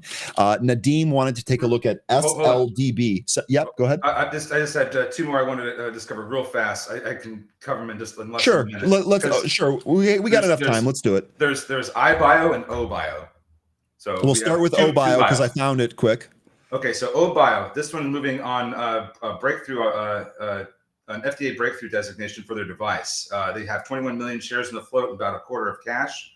iBio, the other one, this is moving on a license agreement. They have 9.8 million shares in the float, and they have about a quarter in cash, maybe 2. But those are the 2 bios that are moving this morning. Not really going to look at some levels. We want to move on, but just wanted to, I took a quick look at those before I moved on. So those are the 2 bios that are moving, iBio and OBio. Okay, and Midnight here from our chat is also saying HBio. Jeez. Now, this All is a these penny bios. stock, but he's not wrong. It's a penny No. stock, but it is up here. Oh, 6.5% here in the pre-market. Harvard Bioscience. Can imagine that one's a little bit out of favor at the moment, but that's neither here nor there. Okay, let's do SLDB. This is what Nadeem wanted to take a look at earlier. This is Solid Bioscience. This had a huge move yesterday in the regular session here, accompanied by some pretty large volume spikes. The good news here is that the one pullback that this stock saw got bought right back up. We actually made a double top up here right at 310, just shy of 310. We're holding these gains into the pre-market today. So right away, 310 becomes a spot here. I guess technically this is 309, but 309, 310, that's definitely going to be a spot here today. If we go to the news, we had let's see, Monday in the morning, we had Piper Sandler remains a buy on SLDB. So it looks like we just had this news here about Piper. This was remaining, so they must have already had a rating on this one. I don't see anything fresh here. Short interest, 13.24% of the float shorted. That's from our most recent update on April 9th. We're actually expecting a short interest update here in the next few days. That's on 7.93 days to cover. And that 7.93 days to cover happened on 2.5 million shares of volume. The stock's only traded 22,000 shares here today. So actually, I think there's some squeeze potential in this one. What say you, 13? They have about 3/4 of cash at this current burn rate. They are involved in Duchenne muscular dystrophy treatments and drugs. It's a muscle wasting disease that primarily affects men. I don't know. I haven't looked at this enough to know what stage that they're at with any in any clinical trials. Float's a little heavier than we would like, but I think that the saving grace here is going to be the short interest. You do have a little bit high. It's not too high, but it's enough to move the needle a little bit. Mm-hmm. Aside from that, do we have any reverse splits or anything? Looks like there was a reverse split back in 2022. Nothing since then. Nothing recent. Yeah. It doesn't. I don't know. It doesn't seem like it really has a lot of volume right now.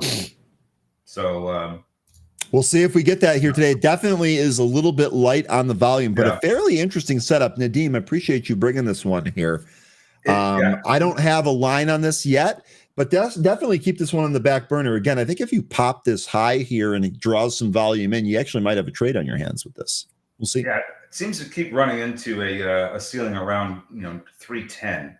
Gets up there and then it just kind of comes back in. So for me, if I was wanting to trade this, I want to see a move over 310 and continue going, but it certainly looked like it has a bit of a W-shaped bottom here. If you look at a smaller time frame, there you go. So we could be seeing this coming off a bottom, but yeah, that 310 area I think is going to be the next breakout level to watch for.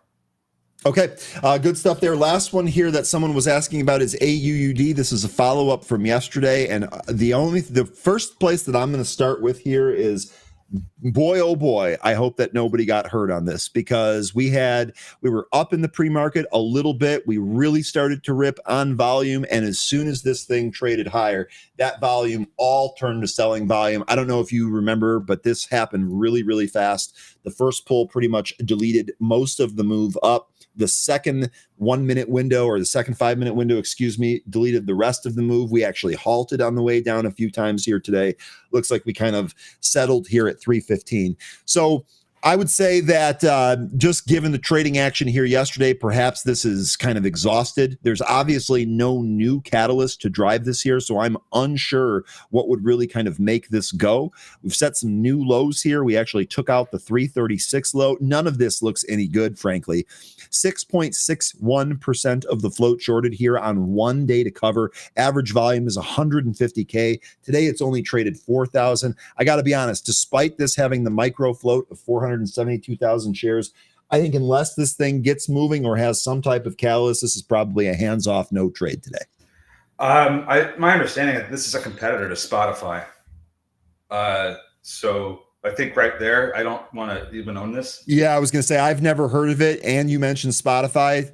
I don't think that's good. Well, here's the description of the company. It's a technology company that's engaged in radio broadcasts and streaming audio content digitally. Its products include Audio App, which is a subscription-based, commercial-free AM/FM software application, and Vodacast, an interactive broadcasting platform and application. The company generates revenue through subscription fees from customers accessing the company's cloud-based computing services and advertisement services. I think I'd rather own Spotify. Yeah, me too. I'd rather use Spotify too, like I do, and I pay for it. Okay, hopefully that's it. Is there any other tickers you folks want to take a look at? I saw Wheeler getting mentioned here. I think that might be just kind of like a troll comment, maybe a joke. No, maybe not. This did spike here in the pre-market. We've seen Wheeler run before. This is Wheeler Real Estate. I don't know necessarily what the catalyst would be for this. I don't see any recent news. Rates. Short interest 4.25. Yeah. So you mean rates being cut? Yeah. I mean, that's the only, whenever it comes to REITs, the first thing I think about when it comes to what could make this move, it's going to be anything that has to do with rates. Okay. It's always where my first go-to when it comes to REITs. Okay. Good morning, good morning, Rustam. I almost said good morning, Neo, because you say Neo every time that you join, Rustam, that I almost called you by the ticker you want to take a look at. Amanda here saying, I don't think anyone can compete with Spotify. Good morning, Amanda. I would agree with that. I think Spotify, very much like Netflix, has a lot of recession resistant, we'll call it, angles to it. I do kind of like Spotify. Earnings, and James here saying earnings in a week on Spotify. When is that earnings report? Let's take a look here. James, you're exactly right. This is exactly a week. It is Tuesday morning, April 29th. I think I would place Spotify and Netflix in the same basket. Yeah, I would too. I would too. By the way, so speaking of Netflix, of course, yesterday, I know it was kind of a rough day for the market here. Netflix almost gave back all of its gains, but actually bounced and is higher here in the pre-market. We recaptured 1,000 here on Netflix. This actually might be a potential day trade here today, especially if you're looking for options. Netflix, we might challenge some of those 10, 20 plus highs that we put in the other day. Okay, I'm going to go to the bigger chart here. What stocks do you folks want to take a look at? Pete brought up NNE. We just took a look at SPOT. I think Rafat was looking for IWM, so we can start with those two, IWM and NEE. Here is your IWM chart. Let me get to the daily chart here real quick. Here is your IWM chart. I can't, one of the things that we were talking about recently here is that, the small cap stocks, these might be some of the first ones to go when things turn around. I know there's still a lot of uncertainty out here. I don't have any trade on the IWM right now. I do see we're up here in the pre-market. That's great. This is after being down 2% yesterday. One of the things that I'm really looking for here is going to be a recapture of the 20-day moving average. That current value is at 190.68. We're currently at 185.22. Unsure if we're able to do that here today. You got anything here on the IWM chart? I just have my levels. To the downside, I just have two that are really important. We almost touched one of them. That would be the pre-pandemic high at 170.56.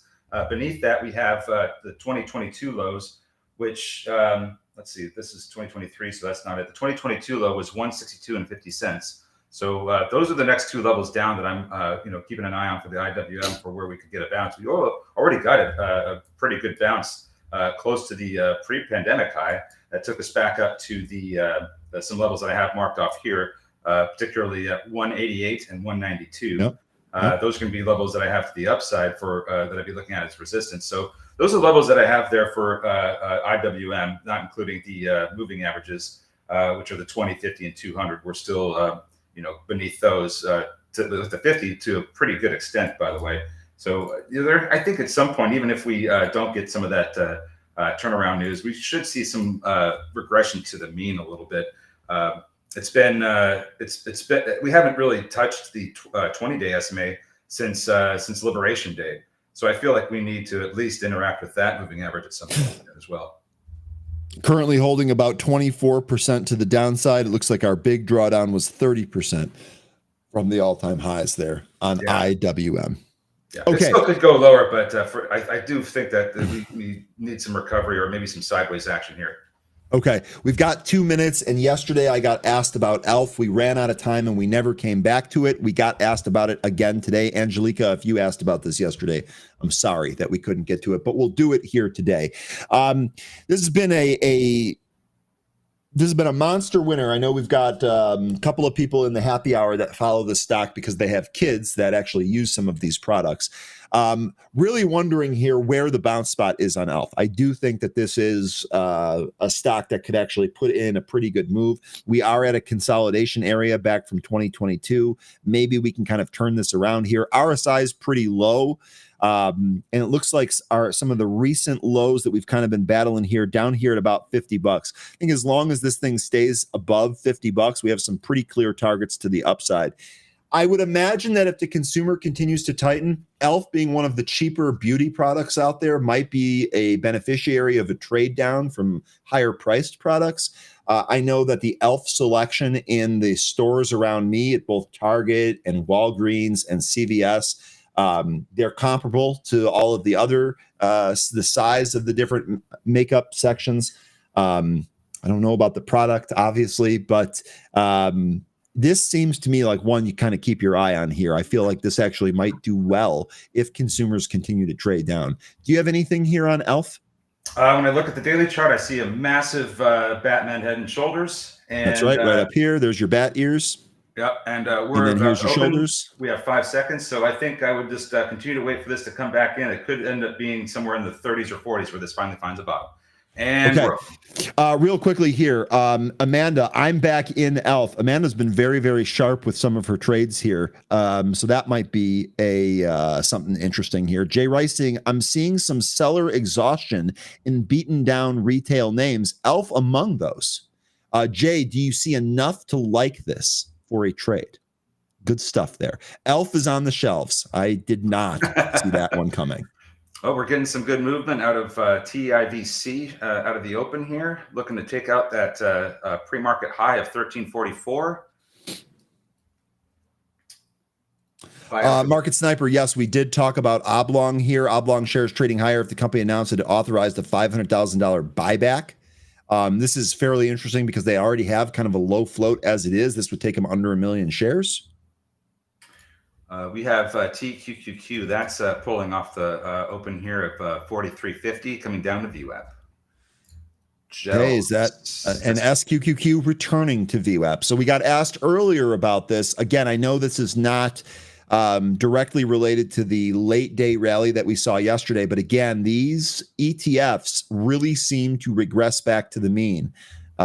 Especially if they have an outsized move and they get away from their VWAP there. That was just an absolute monster yesterday, 13.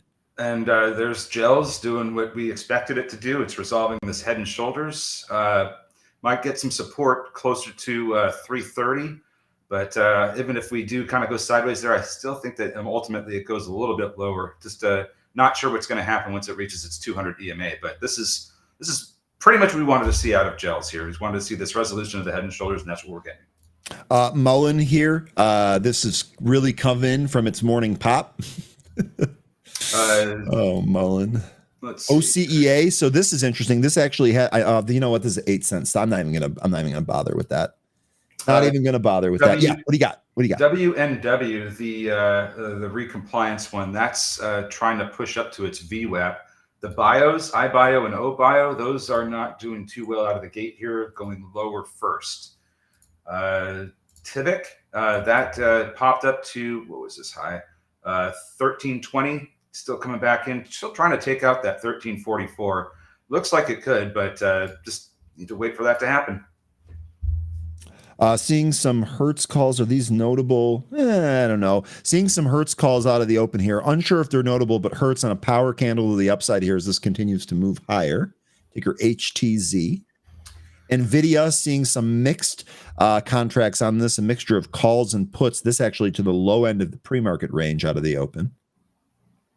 This is very spready on Tivic. Be careful with this one. Tracy asking, Tracy, this is something that we tried to go over yesterday. So SBEV, Tracy saying, SBEV, anyone know what or if there is news? So Tracy, I know things change quite a bit here. The happy hour group asked about this when this started to move yesterday in the after hours. We could not find any news on it. But furthermore, I'm actually looking at it again here today, just in case something came out. I don't see anything here. Nope.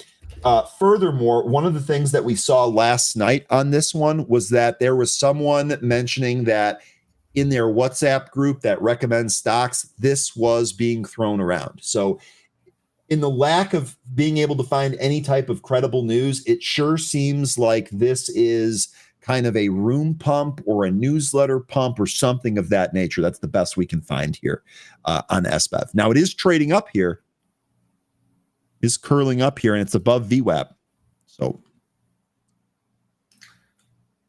Getting asked if Intel is going to go to 20. Don't want to make a prediction if it is or not, but one thing that's interesting is if we do get into the kind of the middle of the 19 handle, there's a gap to fill up to about 1980.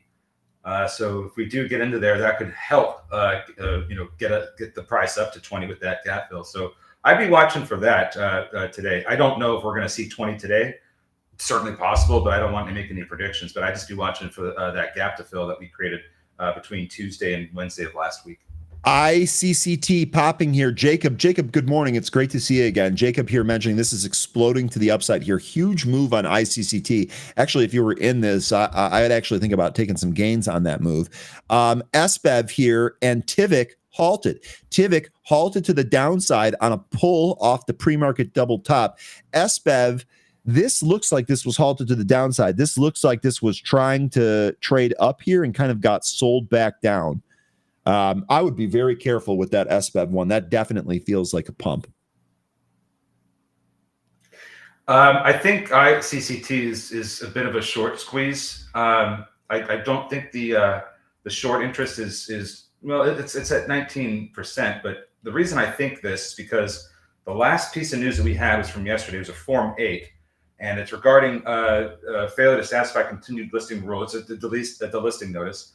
But one of the things that stands out here is that the company is there was a ruling that's going to be happening here. I think it came on April 16th that the temporary restraining order be issued by April 25th.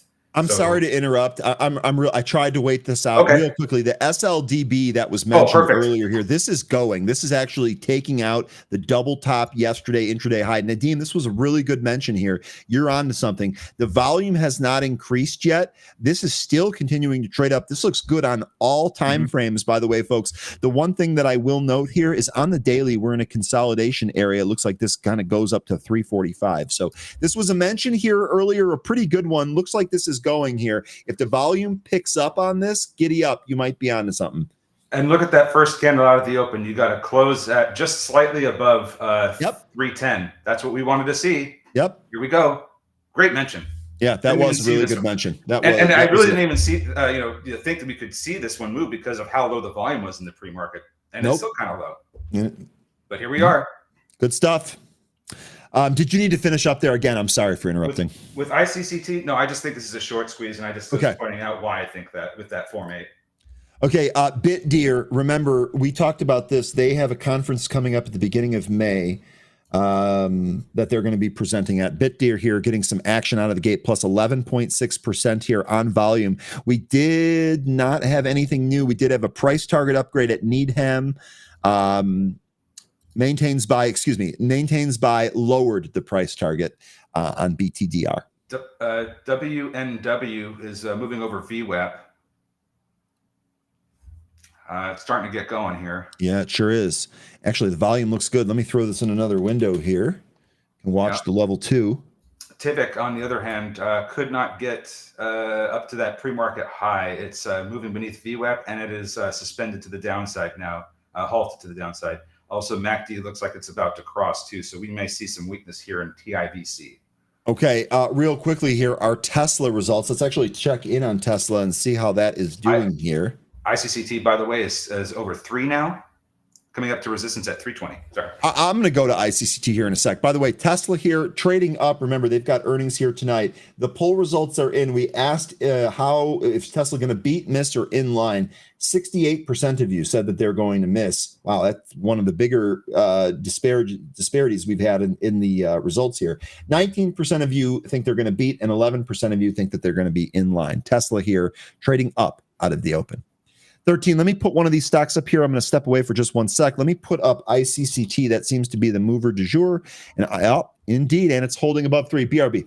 Nope. So currently that one's trading above its VWAP, trying to get over the 320 area. There's a significant sellers there at 320 and 323 that I see on the price ladder. We need a little bit more volume to chew through that, but let's have to wait and see if it ends up doing so. Meanwhile, what else is happening here? It looks like W&W went a little bit higher, but still holding above VWAP as it pulled back. Getting a little bit of weakness with ICCT. Want to see this hold above 3. What else is moving right now? It looks like the bios are still kind of hanging out lower than where they were at before we opened. Oblong still headed lower. That one looks like it could roll over. Gels went down to 323, recovered a little bit, but still hasn't gotten back up to VWAP yet. Hertz, you guys are saying? What's going on with Hertz right now? I heard that was moving pretty well this morning. Got up 11%. Here we go. What's going on here? I guess this could also be another short squeeze with the float, the percent of the float shorted 43.2% with 4 days to cover. I definitely thinking we're seeing some squeeze action here in Hertz. Yep, Hertz up here 880. Looks like this is going for 9. What's our next level that we have here? 9, indeed. That is going to be the high from the Wednesday pop that we got, ticker HTZ. And we're seeing ICCT pull. And W&W is also pulling back to its VWAP as well. SBEV is open here, and it's trying to go lower. It's actually beneath its VWAP here. That's ticker SBEV. Getting a couple of mentions here in the chat. Steven looking at Tivik, which we took a look at. BSLK. Cooler is heading up. Gels. Those. Okay, GELS really kind of coming back in here. Let me go to Cooler 13. I'm sorry about that. No worries. That's okay. So this one was in the the dollar and teens. Now it's in the $1.20s. Because yesterday was in the teens. So it's coming back up a little bit. Currently trading up. How much are we up today? Almost 10% today. So it's getting some nice moves out of the gate here. Pretty good. ICCT looking to recapture 3 after getting support from VWAP. Oblong, this is trying to come back as well, making its way up to VWAP. SLDB, after hitting a high of 327, we've kind of just they're hanging out here around 325, 323, not doing a whole lot right now. The bios, iBio still headed lower. This SLDB that you just mentioned, this really needs some more volume. Yeah. No question. And then there's W&W losing VWAP. Lori, good morning. Good morning. SXTP is moving on good news, question mark. Let's take a look here. You came to the right spot because Benzinga, the home of fast market news. Here is your SXTP chart. This is 60 degrees. Stock is trading higher here, plus 23.4%. You did have a PR here from earlier this morning. 60 degree announces findings from an online survey about babesiosis disease. What? I have to know what that is. Really quickly here, babesiosis, I might even be pronouncing this wrong. Babesiosis disease burden in the United States is substantially higher than official estimates, according to the preliminary results of the 60 Degrees Pharma study. So This is the news. So what I would think here, Lori, is that this is trading up. This is a more prevalent problem, and as a result, this company should benefit from it more. This is a knee-jerk reaction to this. I'll go through the PR here for you. Get in there, 13. I think what we're seeing here is this is reaction to the addressable market survey. I think that's what this is, because it's trading higher because the survey resulted in a higher than expected number of people that found they have. I don't even know how to pronounce this, but babesiosis. I don't know. But I think that's why it's moving up, because this is it's speculating on an addressable market. Here we go. It's coin conflection of Lyme protozoa. Wow. Okay. So this looks like related to Lyme disease. I just looked it up here real quick. Babesiosis is a disease caused by parasites of the genus Babesia that infect red blood cells, primarily transmitted through the bite or infected of black-legged ticks. This is, in fact, Lyme's disease. Okay. You learn something every day. Thank you, Mama Bear. Mama Bear out here helping us out. I can appreciate that. That's for sure. Anyway, so the conclusion here, this is trading up because it seems like a survey of the addressable market, and the results are that it's higher than we thought. Yeah. That's what it seems like to me. Okay. Babesia. Thank you for the pronunciation too. Mama Bear getting it done here today. Let's go. Let's go. Okay.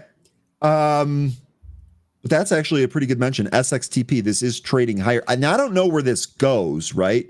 I will say, though, it is at a resistance area right here. So I'd watch to see. And in fact, the day that it came back up here was on really, really high volume, and it could not get above this level. I'd watch for this level to fall here.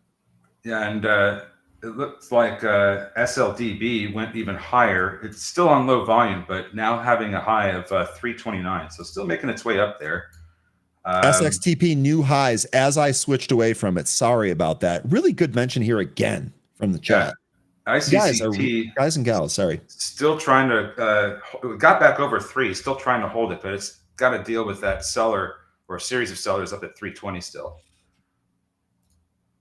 WNW, after getting over VWAP, that thing knifed right through it, just as look at Hertz. Pump and ducks do. Look at Hertz, stopped right at that double top. Sorry, I went to the I was guessing what ticker you were going to go to next, and we picked the wrong ticker. That's my fault. 13. Here is your WNW. Looks like this kind of got rejected at the VWAP. No, well, I mean, your VWAP might be different than mine, but it yeah, went I've got up, it at 220. over, You're right. You're right. It went up over my VWAP, and then we had a matching candle to take it right back down. Let me look at WNW. So yeah, we almost had an identical tweezer top here. So that just took it right back beneath VWAP, back into this consolidation we had in the pre-market. Got to hold 65 EMA, or else I think we're gonna go under 2. Okay. Sounds good. Real quickly here. Chopped Coop. Good morning. It's great to see you again, Chopped Coop. Love the handle, by the way. Absolutely love the handle. Curious, how will Tesla stock react if Elon mentions he's stepping away from Doge? So I would say that based on we were just talking about Gary Black's estimates this morning here on Tesla. One of the things that he cited here as a negative for Tesla is going to be Elon Musk's involvement and continued involvement here on Doge. He cited that there's less focus on the company that he's trying to run. So I would turn that around and say if there's any mention about this or any timetable where this is kind of sped up, or if he really hints at all that he's going to focus a little bit more on Tesla as a business, I have to imagine that that's going to be a pop for the stock. I can't see it any other way, frankly. I'd love to hear from you folks. If that happens, what do you think is going to happen to Tesla? If we hear anything about a move away from Doge, whether it's now or shortly in the future, what do you think happens to Tesla stock? Well, if you want to trade Elon Musk, you're going to trade Tesla. So if he's stepping away from Doge and going back to Tesla, I think that would cause the stock to go back up. I don't think it's necessarily going to be reflective of the company's, business or how it's operated or whatever. But I think it's just because of Elon Musk. If you want to trade Elon Musk, Tesla's the way to do it, in my opinion. We have ICCT also ripping past the 320 seller, going as high as 352, still above VWAP. One thing to keep in mind here on ICCT, this is not even at its average volume yet. So we're having this huge move here, 75% move. It is on good volume. It's not as if there's no volume here. On average, the stock trades a 100-day average here of 17 million. We're not even at that yet. We're going to be at that, but this actually might have some more room higher here. STFU says Elon isn't quitting Doge. I completely agree with that. I don't think that's the case, but just to answer Chop's question, because it's a good one, and And I would imagine that you might even get a question from an analyst about that. So it's at least a good idea to be prepared either way for that. But I would agree with you, STFU. I don't think either one of us are saying that. I'm just saying that if you're looking to trade Elon, that's the way to do it. No, I think he's just adding. I think he's just adding to it. Now, as far as ICCT goes, we're going to get more volume later, because if you look through these intraday charts, you're going to see that we get some of these bottoming actions and a huge movement in volume that takes it back up either halfway through the day or towards the end of the day. And sometimes you will have these big outsized moves, kind of later on in the morning or early afternoon. So I think that there still could be some more moves in ICCT. But if we start to go down, then we probably will find a bottom and reverse into the close like we have observed here with some of these other days. Yeah. Okay. Good stuff there. I was just taking a look at Bull. Remember, this is Webull. This had that huge run when this shortly after the IPO. This has really kind of come back. I almost wonder if this is actually a decent level. Obviously, the $80 level, I mean, way too rich for this. We really spent the last one, two, three, four, for the last 4 sessions here coming back down to earth. Looks like maybe it found some support right here, 24.25. What do we think here? Next target ahead on Bull. I mean, I do think 30, right? The round number at 30. That's an easy one. Maybe you got a little bit in here between 33 and 30. What do you think on this? Ticker BULL. Is anyone trading this? I have not taken any positions in Bull today. Volume actually looks pretty decent here. Let's take a look. Get them up on both here. Bull is not halted. I see prints. But Tivik is to the downside. It was. Excuse me. Bull was halted earlier. This has been resumed. This is still moving around though. It's okay. So it's coming back in right now. So if this is going to present another trade here, we're not going to want to see it come all the way back down to VWAP. I think we'd want to see it come about halfway down through this first impulse candle and find some support, and then turn around and try to take out 30. Right now, it's looking like it's really starting to accelerate to the downside. So we'll see what we end up getting here, but I have no trade in this right now. Yeah, neither do I. It does look like maybe it kind of stopped here at the pre-market high from Monday, yesterday morning. Mm-hmm. We'll see if we take that out. I don't have another read on here. I am curious, especially for anyone that traded Bull the first time. I mean, even if you didn't hit the huge home run on this, are you looking to trade Bull again? What are you looking for? Are they specific levels? Are you looking for news flow? What is it that you're looking for here on Bull? I don't have a really good read on this. And I didn't trade this the first time I did. Well, I did enjoy what I saw on Twitter regarding this, but let me know. Were you asking me or whoever's anyone? When I asked, unless I say 13 or Joe, okay. I'm asking the group. I don't have an opinion on Bull right now. It can do whatever it wants. Okay.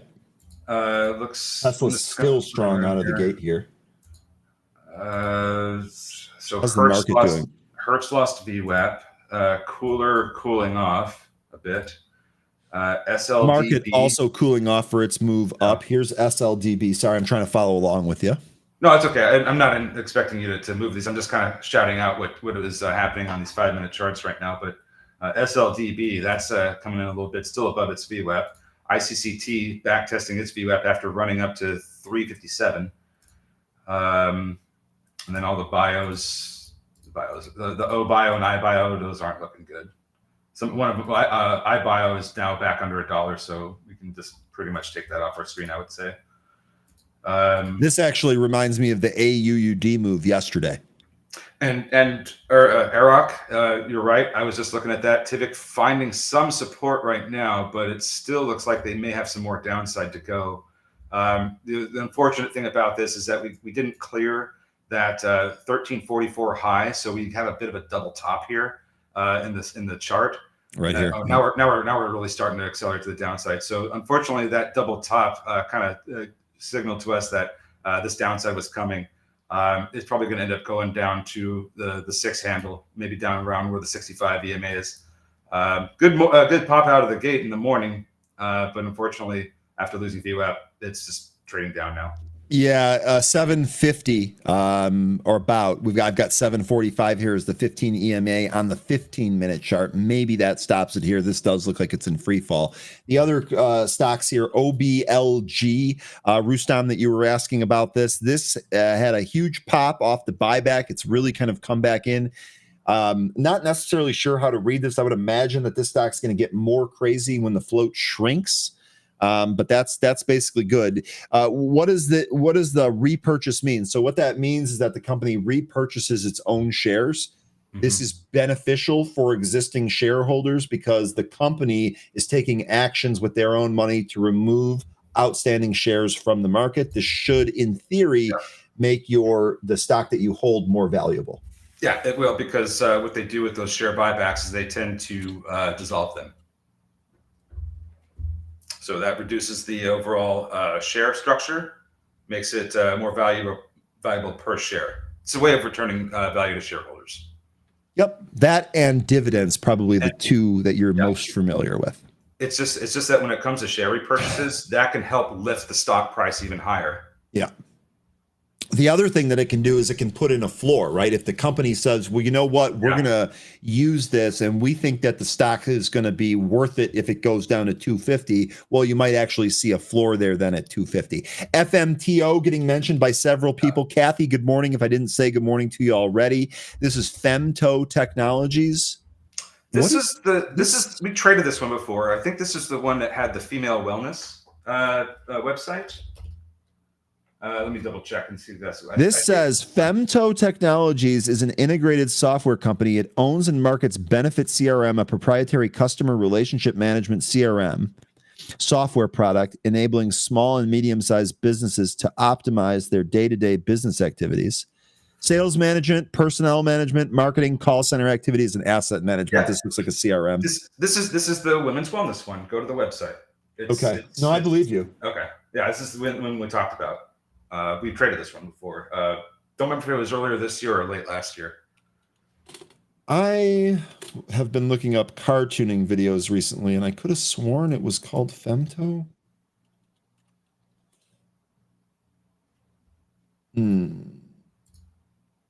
This is halted after polling. What's up? Yeah, so this is so weird. So I've been watching a lot of videos just as kind of a hobby. This is an aside. This has nothing to do with the stock here itself. But I have been watching videos on tuning BMWs, like tuning the actual computer to make them faster. Mm-hmm. And one of the mods here, which is only applicable to 2020 and newer BMWs, is called a Femto unlocked tune. So when you were mentioning this, I immediately thought about that just because it has no relation to this at all. We can confirm that. So Scott saying FMTO was literally a penny yesterday until it reverse split. Okay. That is, so I know a lot of the times, Scott, that's really good stuff here because a lot of the times we cover this when we see the stocks on the movers. This one was not on the list. But take a look. Scott is exactly right. This did a 1 for 500 reverse effective today. Scott, this is a really good call out here. Appreciate this. I didn't have enough time to check this here yet, but that's a really great call. Yeah, they announced it on the 17th, almost a week ago. Amanda. Rye, thanks for the Netflix call out. Up 30 points and out. You're welcome. Glad you were able to take that. So you're right. Register ring.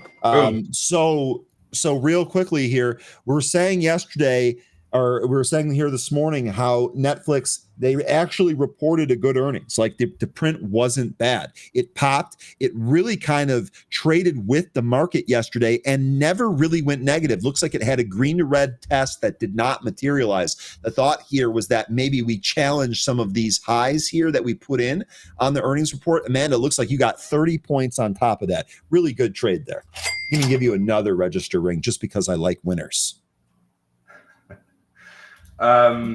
Gels, this one had the Head and Shoulders. We're getting a bounce coming back up to the 65 EMA near VWAP. This may just be a back test of the neckline, so I'm not going to I'm not thinking that this is going to start taking out the pre-market highs. I think that we could see rejection in this, and that might take it lower. So no position in this in gels yet. Just going to kind of watch and see what it does. But I think it may get reversed to rejected here pretty soon. Real quick here, I definitely want to shout this out. I'm a huge proponent of this. We talk about this sometimes, but I'm going to shout this out here. Strategically Optimistic says we should listen to the Tesla call today, regardless of your trading situation, as it has market moving potential. I completely agree with this. And it's also worth noting really quick that in Benzinga Pro, if you have it, actually, you also have this feature in Edge. You have access. I mean, you can get to the conference call anytime you want, but it's very easy to get to using the tools here in Pro. We actually just give you the link to it. I love all the little data points that everybody's coming up with regarding FEM2. Which one? It's 1/1000th of a pico. It's a very, very small measurement. Hey, Big B's ringing the register on Netflix again. I just love to see it here. By the way, speaking of green, which seems to be all out there, the entire or the breadth of all of these different markets in the positive. S&P, Dow, Qs, Russell, and Nice, all really positive. TQQQ and the advanced decliner line, by the way, plus 2,000. The high was 2141. So we are off the highs a little bit, but we're holding steady here at plus 2,000 on the advanced decliner. Now, I'm really curious to see what kind of price action we're going to end up getting today, because for the last week, we had this really weird pattern of price action where we can start on Monday. We had a really large range of price action, and then toward the end of the day, it was coming down. It recovered a lot of that. The following day was a smaller real body candle. It wasn't quite an inside day because it didn't trade inside, or it didn't close inside the previous day's real body, but it still traded inside that range from the previous day. And then the same thing happened for the next 2 days on Wednesday and Thursday before we ended the week. Now we're kind of getting a similar setup. So the thing that's different today is that we're trading outside of the price range of yesterday's candle, which is a break in the pattern. So I'm starting to wonder if we are going to get a bit of a recovery here in the market, because we're breaking that trend, that pattern. Okay. You're like, I'll take your word for it. I will. I'm actually reading the chat here real quick. Still like what Big B's is banking on here. Jay, this is what I actually wanted to cover. I actually did cover this in the news portion this morning, but I'll reiterate some of those values here. Seems like the bar is pretty low based on chat and Twitter. You're absolutely right about that. I'll actually show you some of that here in a sec. Real quickly here. Hertz is breaking down. Izzy here giving us more of the fear porn. April's the worst month since the Great Depression. Oh, man. What are we going to do with that comment? Good luck, Lion. Lion here taking Tesla. Looking to put 10K behind a Tesla trade there, giving it to you ahead of that. It looks like you at least have a place to stay in the basement with the cats, Lion. So that's good. That FEM2 Technologies stock unhalted, and man, is this thing kind of whipping around here. Very illiquid, just popped up to 10 and came right back in. Be careful if you're going to trade this one, but it is getting some movement. Oh, look at that big move down now. And I'm going to reiterate what Scott said earlier, because I think that was gold. This stock was 1 cent yesterday. It did a 1 for 500 reverse split. So let's just be careful. When we see it pop here, just know what the thing can do here. By the way, bull. Yeah. Just perfect. Bull. Perfect. That's literally looking at it on the other screen here. So on a 1 minute chart, this is actually a pretty sweet formation here. I was not getting ready to trade this one, unfortunately. Nice little move right here through the impulse high that happened on volume. We're having another high set here. Watch these volume sticks. Okay. Now be careful with the bull right about here, because if you look to the left on these smaller time frames, you can see on Thursday this was a bit of a consolidation area, so we might get some resistance here before as the price tries to chew through it. I would start looking to the left on the previous days to see where these levels of resistance are going to be, and I think we just came up to one. If we get through that, the next one's going to be closer to 34.50, I think. Okay, a couple of things to go over here real quick. First of all, media. I'm just going to call you media.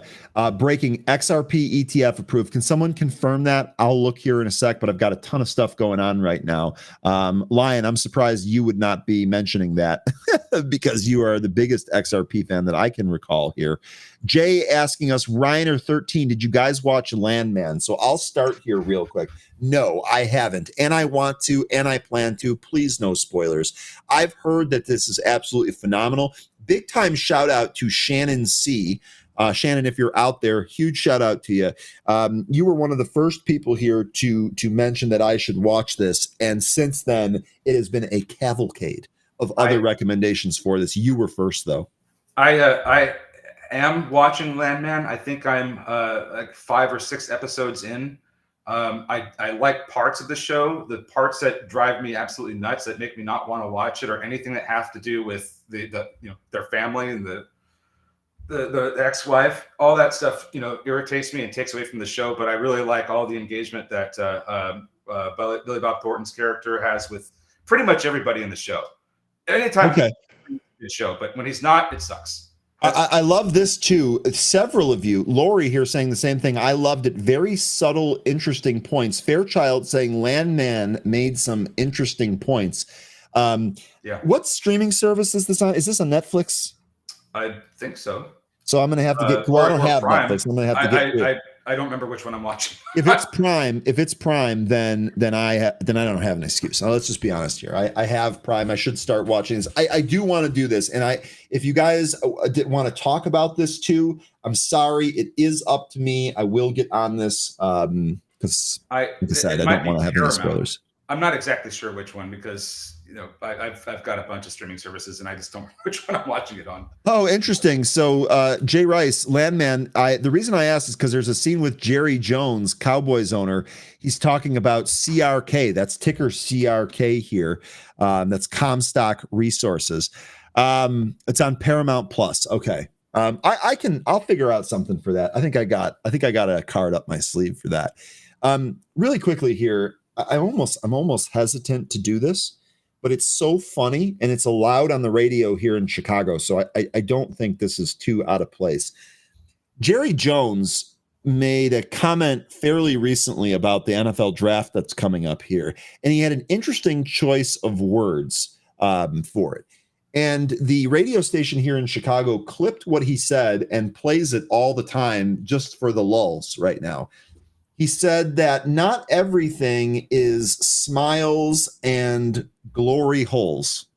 And evidently, that is an old oil term that he is reusing. So I almost wonder if you folks are mentioning Landman, maybe there's some jokes for that in there. Anyways, I digress. I don't want to get. That's probably why people don't say that phrase anymore. I know. I don't want to get this off the rails here, but it's rather amusing. And like I said, it is allowed on the television, so I don't think I'm doing anything terrible here.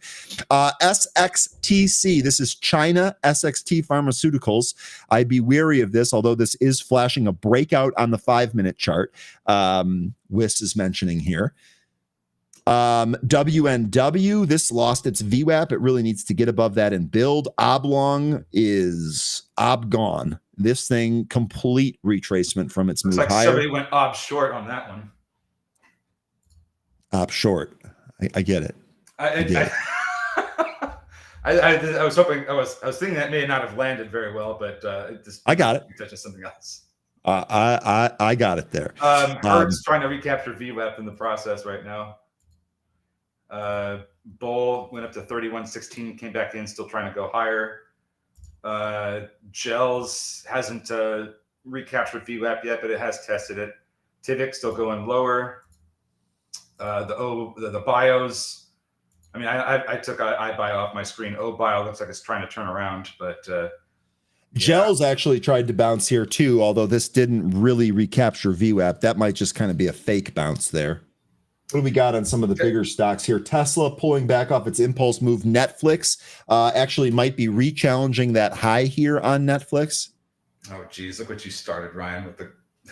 It's okay. It's okay. Look, better that we all learn something And like I said, prior to this, I did not realize that this was an oil business term. I've never been in the oil business.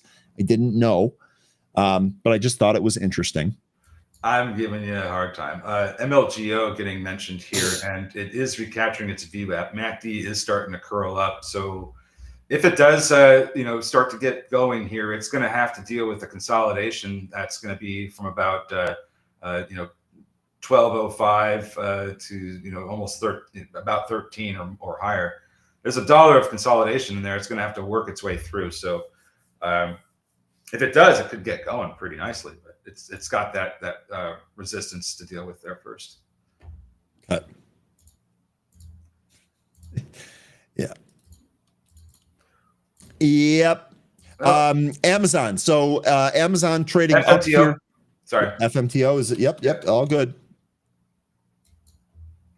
Sorry to interrupt you there, but this was ripping. It's okay. And actually, bull might be bull flagging here. This on that impulse move higher here. I think if this holds, maybe this tries to go higher. Yeah, Scott, I'm going to try to do exactly what you're doing here. I can really appreciate this. Be very careful if you're an FMTO. One of our traders here tried this last week, got burned from it. Oh, we did a really good job outlining where this thing came from. 1 for 500 reverse split seems Mullen-y type scammy with you, Scott. And I don't want to see anyone else get hurt on this. So S&P futures continuing to punch highs here. New HOD, ES here up 1.75%. NASDAQ at the highs, Dow at the highs, Bitcoin holding near the highs, holding above 90,000. I tell you what, this is the opposite of what we saw yesterday. Lots of regressions back to the mean. The VIX has been melted here today, approaching an interesting level. VIX here at 30.75. We'll see if that actually breaks 30 to the downside. The last time it did this, it actually gapped up and we sold off pretty hard. So I'd be curious to know if we do the same thing again here. 30 on the VIX. Richmond's manufacturing lower than the estimates, and services index lower than the prior read. What do we make of this? Go to it here. Richmond Services Index. I don't know. I don't know why that would. What do you make of it? Well, when we see this and the market continues to rip, I'm wondering if this is, kind of just buying into the weakness. That's the first thing that comes to my mind. I don't know exactly, anything else about what, the read here, but when I see me either. It's way worse than expected, there may be, some traders or investors looking for some really bad data to go long. Also, another interesting data point that we got was the Red Book figures year over year was higher than the prior read, 7.4 versus 6.6. This is a trend in retail sales in the consumer economy. So higher means that I guess it means that retail sales and the consumer are still doing all right. I don't know. It's not a print that I follow. Your guess is as good as mine, 13. By the way, bull resolving higher here off that bull flag. Daniel's asking, I have to ask why you guys keep mentioning Mullen when it's a junky penny stock. Daniel, this goes way back. First of all, one of the big takeaway that you should know is that we are not serious about this. Mullen is absolutely a no-touch, stay the hell away stock. One of the reasons that we mention it so much is because we do it tongue-in-cheek, in jest here. When Mullen first popped on the scene, we actually had some folks coming in and out of this saying that Mullen was going to 100. This is going to be the next Tesla. Tesla, look out, blah, blah, blah. All of this stuff. It was scammy from the beginning. Jay Rice here in the chat has perhaps executed one of the best trades I've ever seen. Shorting this, will never have to cover and never pay taxes on it. So we bring it up as a joke because we like to party. None of us can believe it's still listed. Because we like to party. It's a fun stock. We joke about it all the time. It's just something that we like to have fun with here on the show, but we don't really ever take any positions in it at all. Yeah, I'll tell you, I don't. I can't speak for everyone else out there, but I don't. The one thing here, bull, this is going. I don't see any news on this. The volume here has me intrigued, though.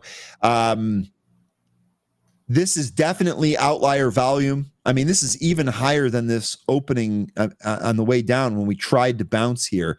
I don't see any news. Let me check the Twitter streets and see if I see anything out there on bull. I know that this is a stock that folks love to trade. Let me see if I can find anything for you. Still don't see anything on SBEV, by the way.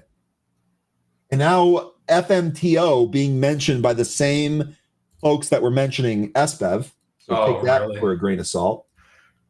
Or with a grain of salt. Time to get out of it then? Is that what you're saying? I mean, it's not great. Let's put it that way. What are you gonna do? Throw me off the roof? Well, I don't want to. That's really you can always jump yourself. That's an Ocean's 13 line, Al Pacino. Let's see here. What do we got for bull? There are definitely Twitter short-term traders on this one. I seem like the League of Legends type. I've never played the game. I have played League of Legends. I've never played the game. There's other Dotas that you can do, but I've never played League of Legends. I played League of Legends. I was ADC all day long. And also Garen solo top, spin it to win it. Okay. I did play a lot of the game that was used to make it, though, or Dota. Yeah, I played Dota too. I actually started on Dota. Okay, so I don't see anything going on bull other than there are definitely the gunslinging day traders are all over this. There seems to be a lot of people on the Twitter streets trading this. So I would imagine this is going to be in play here all day. 32 looks to be the high there. Maybe this is turning around. I can tell you what, the volume still looks pretty good here on bull. Izzy is saying that 13 NVIDIA is doing nothing today, no rebound. So let's take a look at this, see what we got here. Well, I think it's rebounding compared to yesterday. It's higher, so it's a bit of a bounce, but it's just not a very prominent one. I mean, I still think that NVIDIA has a ways down to go. I've been saying that for a while. 85.90 seems to be the consensus spot here on NVIDIA, by the way. We asked about this earlier, too. Yeah, we just had a death cross last month, and we've talked a lot about how low NVIDIA can go when it corrects. It really ends up going like down significantly. Like we're talking about 60% moves that it retraces that we've observed. So it's still got a ways to go. It just might take some time to get there. Yeah, Mullen doing the same thing that Nicola did. Well, that's mostly true. I don't think Mullen ever pushed a truck down the hill and called it running. No, not Garen. Oh, that could be fun. I didn't realize we had league players here. Hey, that's okay, Amanda. What happened? Bunch of nerds there anyway. I'm just kidding. Oh, you will never be invited to NVIDIA's birthday party? Take that. Oh, they got me good. You got me good. Abed's asking, what is the exit price on OBLG? I mean, I think it was a while ago, right? It was the initial impulse move here. I would not be in this. I don't see a buy here in this. I see nothing but weakness and declining volume. I guess I would be wondering what was the entrance. The only really good entrance was before it moved in the pre-market, because since then it really hasn't given a whole lot of really good opportunities for to go long for a trade. Maybe in the pre-market once, but since then I don't know. It just has been on a steady decline. Probably might find some support once it gets down to where it started from, which is going to be about 230. So we'll see. But real quickly here, Gary saying Mullen and Hollow are why I still get food stamps. That I shouldn't be laughing at, but you're a funny person. Tom saying, is there Anne Marie today? No, Anne Marie, as far as I'm aware, Anne Marie is still enjoying her well-earned vacation on the other side of the planet. So we try to give her some time off and not make her come up with crazy obligations. Can you imagine Anne Marie dishing out trading ideas at midnight local time where her family's trying to sleep and she's out here on the show just giving out trades? I mean, that would be something. I wouldn't put it past her because she's talented like that. But no, we do not. And that reminds me, 13, you want to stick around for another half hour? Because we do have Paul Meeks coming at 11:30 and would like to fill that 30-minute gap. Sure. Otherwise, I can just talk about league with people here.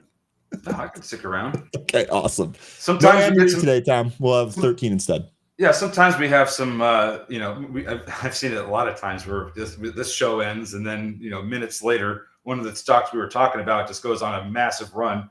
So let's see if sticking around, I get to hang out for one of those. Not sure which one it's going to be, but we'll see. We are Yeah. actually So getting pretty close to the time when people step away from their desks too. So Amanda here saying she does, but referring to giving away trades, she does, but they're in the chat room. Oh, look, here's Anne Marie with all of her market thoughts on that. Good stuff there, Amanda. Even on vacation, she's just out here. That is someone that loves the market. That's what that is.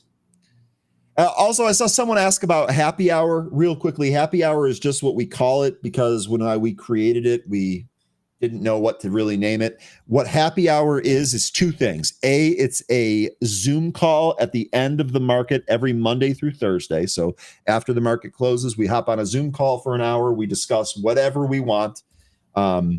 Has to do with the market. Sometimes politics get in there. If that offends you, it might be a little tough. But the other thing that goes on with happy hour is that we have a dedicated chat room to it where people follow up on things. 13 does an excellent job providing a summary. So it's fantastic. You mentioned politics get brought up. They get brought up in the sense that we discuss it in order to identify how it's going to affect the market. But we're not trying to Nope. make Democrats or Republicans out of people. We never try to do that, but it's just worth mentioning. It's just worth mentioning because it is kind of, I don't know if you've noticed, but it's hotly debated at the moment. So there are some people that feel pretty strongly about that. Anyway, you should check it out. It's the greatest group of investor-minded people that I've come across in my career. Really quickly, just as kind of an aside here. Which one? The WNW? Yep. I'll put that on screen here. Just really quickly as an aside. Oh, that is breaking. As an aside here, during COVID, we understood a lot of people were locked in their house. They really didn't know what to do. We wanted to put together this forum where people could kind of talk to each other. And it started off with basically me just reviewing charts, and it really morphed into its own thing. We've got people from all different walks of life sharing their expertise. I've made more money from thesis generation in happy hour than I have probably any other communal thing that we've done. Honestly, it's been absolutely phenomenal, and it's been a great learning experience. So anyway, shout out to everyone. That's why it's going on its 5th year. Yeah, we started it just kind of on a whim, and we've been doing it for 5 years consecutively because the group is just totally after it. Producer, yeah, we should run that poll. Go ahead and run that. No, it's not. No, it's just I'm just WNW. It's going to halt here 286 if it holds. That was a really timely call when you told me to bring it up 13 because nope, they actually pulled it off that spot. So sorry about that. That's okay. It's a new high. It broke the pre-market high. 286. Here we were at it again. They pulled it off it again. I'll tell you what, they threw a huge buy order there and it got hit. Now they've gone higher than 286 here. 295, your high print. Boy, oh boy. WNW. Now, if it can get, I think if this can get into the middle of the 4 handle, we might see this end up going on a run all the way up to 620. It's a ways away. But there is a path forward if certain things happen. That it needs to get above a lot of this consolidation that it's coming up into right now from basically the entire year so far. So far this entire year when it dropped down because that was in the middle of January, and it's kind of been leaking slowly, going sideways ever since then. That's a lot of consolidation to get through. But if we get through that, I think 620 could be on deck. Okay, WNW here. By the way, ECB Lagarde is on CNBC right now saying that they could cut or pause, but they're going to be extremely data dependent. This was the Fed, you said? This was ECB Lagarde's, ECB's Lagarde, so the European Fed chair. Gotcha. That seems to be the phrase, data dependent. Looks like Hertz might get ready to go too, the same way that WNW just did. Keep an eye on it. I'll bring Hertz up here real quick. HTZ. Mm-hmm. Morning, y'all. Can Microsoft reach 440 today? That would be amazing if it did. That would be amazing. I don't think so, Andrew. I don't No, think it's we're going to impossible. see 440 prints today. There would need to be something huge. I'm just going to go out on a limb and say no. No. And if I look like an idiot, well, you know what? I'll take that one. And if it does, I'll be very happy. Right, because you have a long-term hold on that. Oh, yes. Okay, Hertz still moving up. It's slow, but it's still getting up there a little bit. Just haven't really got the ECB big President Lagarde also said this just now, quote, I can't say there's definitive downside risks on materialization on inflation. Okay.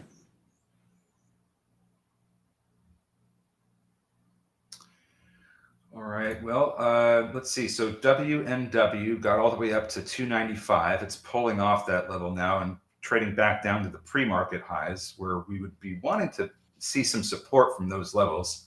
We'll see if we end up getting that. I don't have any, I'm not going to make any predictions for how this trades. Still looking to see if Hertz does the same thing. It's got a nice setup, and it did just get over VWAP, but the volume needs to be better if we're going to go beyond that 920 high that we made earlier. I'll tell you what, this 5-minute time frame on Hertz actually looks pretty good. This just crossing the VWAP looks like this is curling back up towards that 920. What did you say?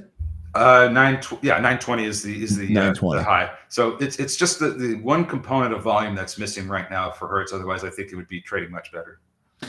Wisdom, take care of yourself, man. Take care, Thanks for Wisdom. thanks for joining here. Really appreciate you and all of the nice things that you do. He says, thanks. Maybe if today is on Mars. He said thanks to me for being a Texan. You're welcome, sir. Yeehaw. Yeehaw. Yeehaw. Didn't think I was going to get a yeehaw here today. When you make comments like that, it brings it out in me. Wise words, Lion. Wise words. Don't attach yourself to any politician. Right. Wise words. Palantir. Folks want to take a look at Palantir? Haven't recaptured 100 yet on Palantir. Hollow, look at that. Come all the way back in. Oblong still doing nothing. A whole lot of nothing. I like that Palantir is getting support from its 50-day SMA. It really does. I mean, if I was in this, I'd feel a little bit more confident about this going higher, getting over 100 possibly. It's the kind of thing you want to see when these moving averages that were previously a resistance moving average now providing support to the price action. It's a good sign. And here we go with Hertz. We're starting to get a little bit. Need more volume in this thing because I think this could really fly if it got that. Yeah, it definitely can. By the way, SXTC popped into a halt here. Here is Hertz. Also seeing a report here. I don't have any alerts that are near triggering, but I'm seeing reports here that price alerts are not working on Thinkorswim. Uh-oh. So if your trading strategy involves price alerts and being alerted when something is crossing, that appears to not be working right now. FYI. Getting some recovery price action in ICCT. This is also slow. Sorry, we also might be setting up for a nut. Oops. That actually is the levered bull share here, NFXL, but NFLX, boy, that's tough. This formation here, this looks like this might be trying to set some new highs here. Yeah, right now I'm keeping an eye on Hertz and ICCT. They look like those are the next two that are trying to get going here. We just really need some more volume in these things. Looks like IBIT, that was a really nice morning it had. Kind of going sideways right now. This looks like it's about ready to start trading lower. FEM2, after hitting that 1147 high, we are now halted to the downside after losing VWAP. So that trade might be finished for now.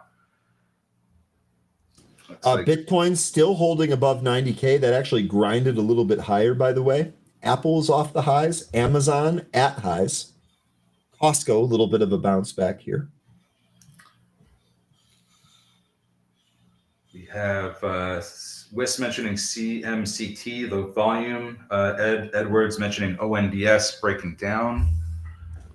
Yes, it is. ONDS, the spot that you're looking for is yesterday's low of 77 cents. ONDS, really, I think that I'm actually seeing more people on Twitter trade this one.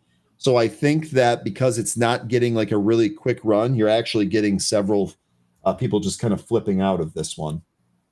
I do expect that to get above $1 though, and I'd be adding again if it went to the 60-cent handle again. ICCT, there's some more movement upwards towards the VWAP. This is kind of what I'm looking for here, but I just want to see this volume pick up. I don't like the volume being so low because it means that even we're getting some good moves here, there's going to be a harder time getting up and over that VWAP. We need more volume than this to do that. Yeah, you do. But this volume could expand real quick. Yeah. So this volume could expand. Okay, a couple of really good things here. You're welcome, Kel. Hope so. That's happening to you too. It looks like the price alert's not working. Interesting. Matthew here with an interesting comment. And Smita, yeah, we can absolutely take a look at SEDG. We'll do that here next. Let me actually add this here so I don't forget. Matthew here saying, I don't know why, but my gut is telling me that the market is going to roll over in the second half. Is anyone else getting that feeling? So, yeah, I kind of am too. I think that's what he means. Okay. I guess I just assumed. Matthew, let me know. Do you mean the second half of the year? That was my assumption. That was a good spot there, though, 13. Yes. So my thesis here is that, I do kind of expect a bounce here. I expect some of these. I'm in the glass, no secret. I'm in the glass half full. I think some of the larger macro things here actually do have a positive benefit at the end of the line. Getting there might be messy, as we've kind of seen, but I do think inevitably there's going to be some positive developments from all of that. However, I don't have a time frame for that, and I would not be shocked if we really kind of sold off here again, especially if we bounced pretty healthily, did not set new highs. I'm still thinking 480 is going to be that spot that we really need to test again in the regular session before we put in any type of bottom. So I also kind of get that feeling, Matthew. You're not alone there. Yeah, I don't know about having a feeling. It's certainly possible that we could see that, but I think it's just so driven by what's going to be coming out of the news feed and this reorganization of global trade. Yeah, it's certainly possible. I'm not going to say it's not impossible. I think it's certainly possible we could see a downturn in the second half, but I think it's just so driven by what's going on geopolitically that it's going to be determined by what the outcome of that. Now, if we don't make a deal with China, I think the likeliness of more downside in the second half of the year becomes more likely. Yeah, like a lot more likely.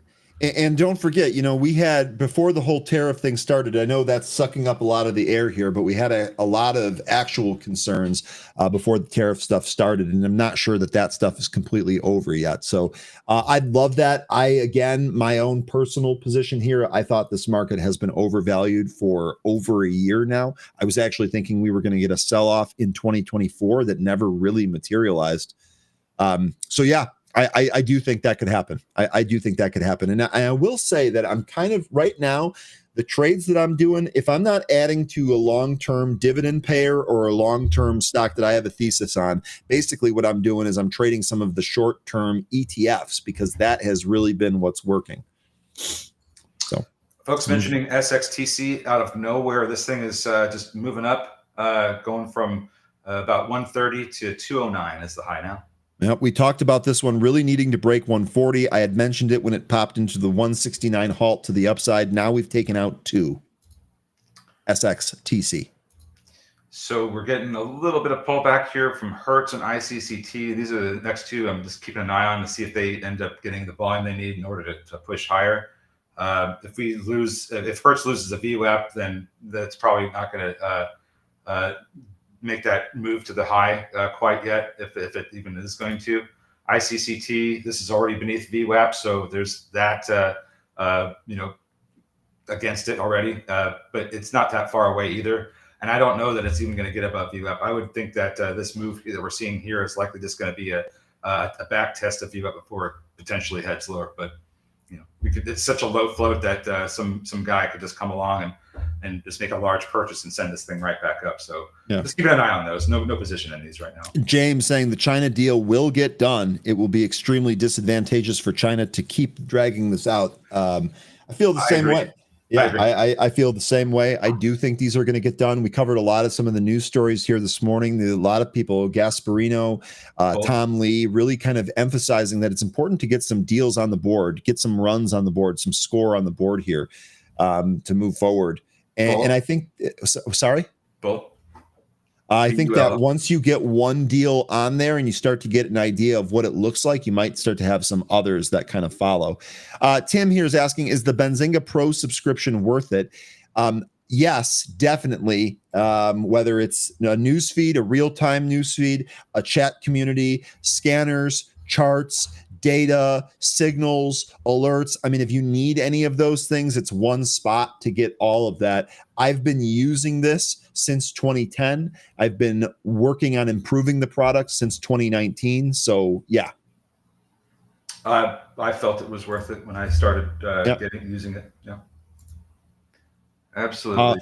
Actually, I don't know if Robert's out there. Last week or maybe the week before, Robert said it was one of the best investments he's made in a long time, and Robert has been crushing some of the trading here recently. Yeah, and that's a good point, because he's one of the folks that I think started in the chat here with y'all, and then he came over into Benzinga Pro and started checking out all the other channels and everything it has to offer, and he's been having a great time. So there's a lot more than just what we presented here with just the show that we have and happy hour and some of the features. There's a lot of different things you can do with Benzinga Pro. Yeah. Yep. Good stuff there, 13. By the way, Bull here, this is still looking good on this time frame. It looks like this is trying to break out here. Trying to take out 32. That would be the next level to get over. SXTC, that popped up to 214. I have a level at 230 as the next next resistance area. Meanwhile, we have ICCT still trying to make its way up to VWAP. Hertz coming off its VWAP. Both of those still need volume, or we're kind of done here with these. Also, SLDB looking to trying to get over this $3.30 high that it put in. This is the slow moving one that has not really had good volume all morning, but it's been putting in some good moves on. Who was it that mentioned this one? Which one? SLDB. Oh, that was I think that was Nadeem.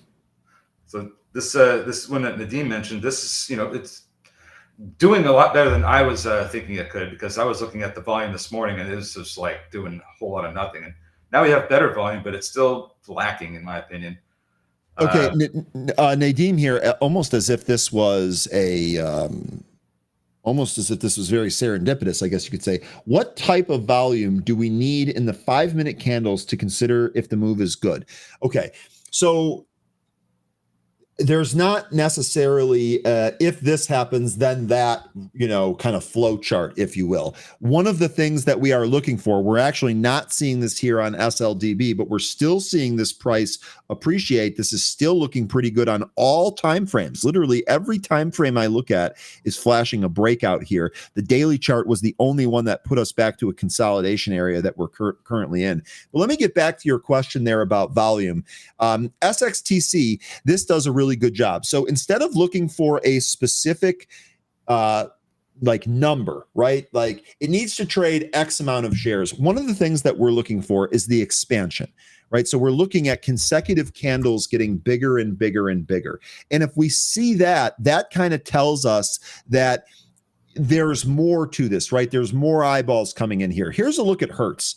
Hertz is the opposite of this, right? We had the big candles right out of the open that matches the big impulse move that we're looking at. But since then, the volume's contracted. And what has the price done? It came in, it's consolidated a little bit. The one time it popped corresponded with the one time the volume expanded there.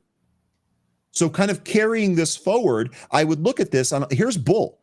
Yeah. All right. Bull has been bullish all day. Go figure. This volume here, look at how much more outsized this is than the previous day when we didn't have this run. So what we're looking for here is not necessarily a numerical value, but rather, is that volume continuing to flow in? Is it getting bigger and bigger? Is there anything that we can deduce from traders loading into this that can kind of help tell us if there's more space here? So when you're talking about the move is good, that's kind of loose. We could define that a number of different ways. One of the things that we're looking at here, to be very specific, is expanding volume.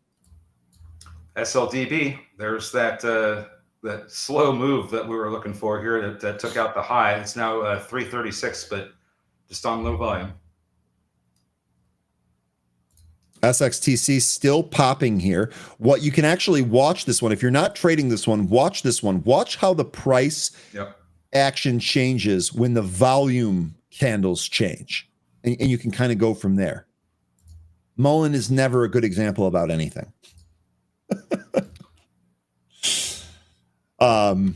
Okay, and we can also talk about Solar Edge here too. Someone was asking about Solar Edge. So the big thing here First Solar, right? They are going to report a week from now. We actually had a story here about First Solar regarding some of the tariffs on solar panel. Let me actually give this to you here. Here's the article itself. This article basically says that First Solar could be a beneficiary of some of these tariffs. So the first thing then for Solar Edge is, and I don't know this off the top of my head, but where do they get this stuff from? Bitcoin is breaking out here. It's over 90,000. Yeah, Bitcoin's been strong all morning. You're indeed new highs here just now.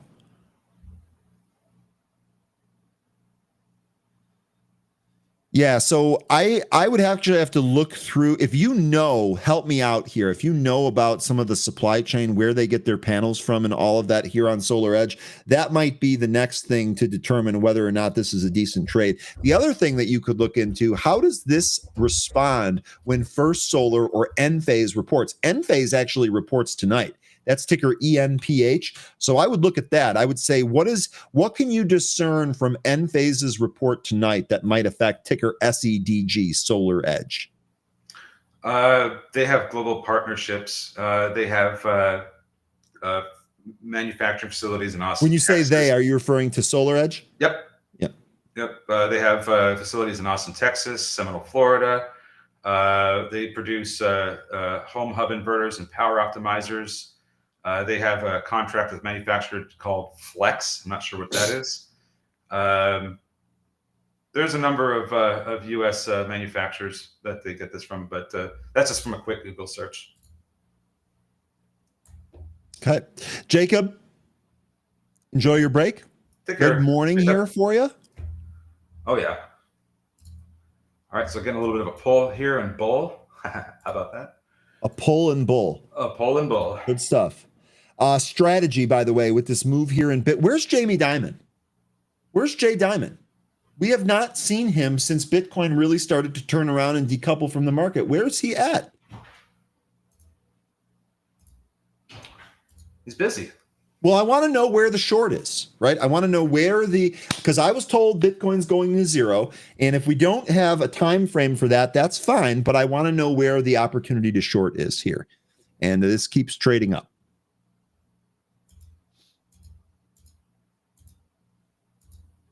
Strategy here with a really nice move, 9% here today. I bet those options, that might have been something else. I felt better about Netflix than I did about strategy. So monster move here. Reddit appearing on the scanner. Reddit up here, 4.3%. SPY new highs, by the way. S&P futures ticking higher as we speak. Now up almost 2% here today. That's interesting that Reddit's kind of bounced off this trend line here. That you may have drawn it. It was the resistance trend line that from the highs of after its IPO. That was on March 26th, it looks like. And you just draw it through the highs that it made in July and October before it broke, before it gapped up, and just keep that going. That's where we got some support on its way down here. There you go. Yeah, start there. Yeah, just like that. Just like that. Yep, right in here. I think you had me draw this on my other chart, so it would be nice. Yeah, it would just be nice to add it to this one. That's perfect. Izzy saying Jamie Dimon, LOL. We have a chatter here whose name is Jay Dimon. Yeah. And so Mara making its move says STFU. That last comment was for me. Okay. Why Mara? I mean, it's nice that we're getting up to our 50-day SMA finally after not touching it since last year, December. Yassine here saying it looks like the market may go pop in the afternoon. Yassine, just to be clear, are you saying that this might actually turn around here today? I don't doubt that. I was actually kind of thinking that based on what we were seeing in the pre-market, we might actually see a little bit earlier reversal. What time is it here? So it's what, 10:45? We're approaching the lunch hour here. Mm-hmm.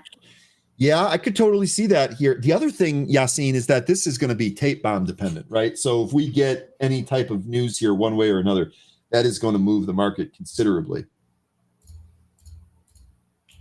Imagine we get some type of really positive news ahead of these Tesla earnings tonight.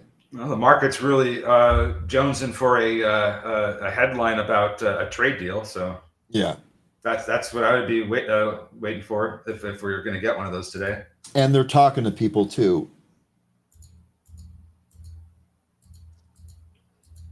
And as far as the deals not getting done yet, I think one of the things here is that the entire administration realizes that this is their one shot. And so you're going to have to make sure that you do this right. You don't necessarily want to look weak and look like you need to sign these deals pretty quick. That's just my own opinion and kind of read through. I could very easily be wrong on that. INMN. I don't know what this was. We must have looked at this one. Oh, yesterday.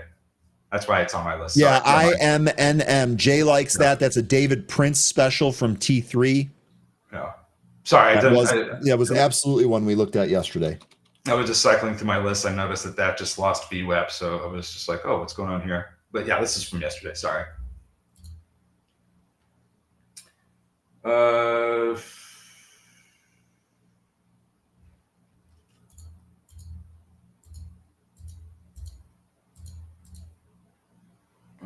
Okay. Well, I don't really see a whole lot happening at the moment with anything.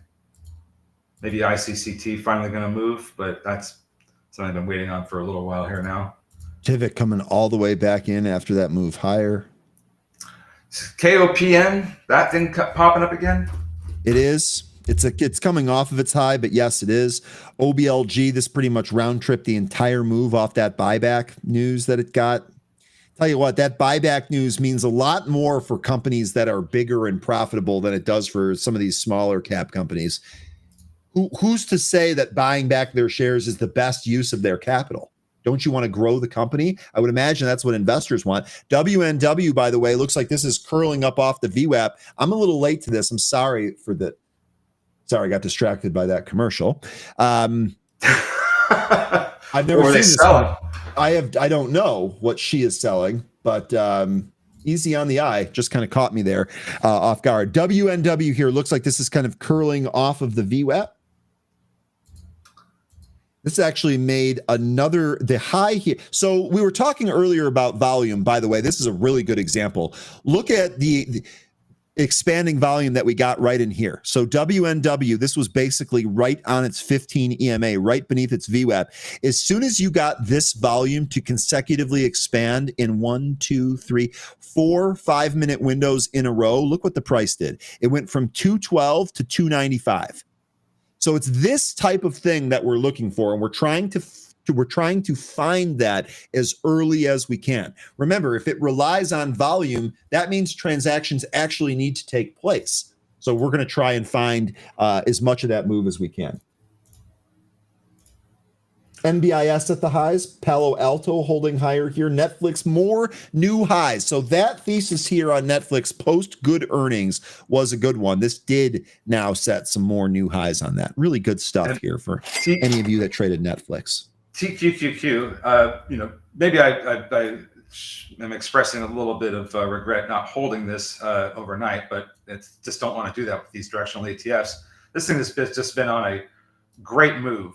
Taking the staircase up ever since we started that rally yesterday. Got higher in the after hours, went sideways. Got higher, went Which higher. one in is the this? pre-market. Sorry, This is a TQQQ. TQ. Yeah, right. Yeah. Now we're putting in some more highs. 44.74 is the current high of the day. And that has me looking at SQQQ here. 39.51 is your VWAP. 38.60 is your price. We need another 20 cents ish there before the long trigger sets up on SQQQ.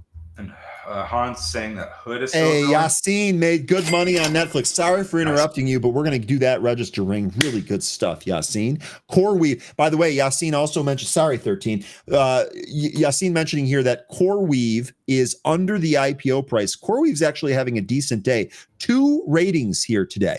Okay. Actually, excuse me, we had more than that. It was 2 when we first started here. Needham, Jefferies, JP Morgan, Barclays, Mizuho, all initiating coverage, all with price targets higher than the current price. Really good stuff there.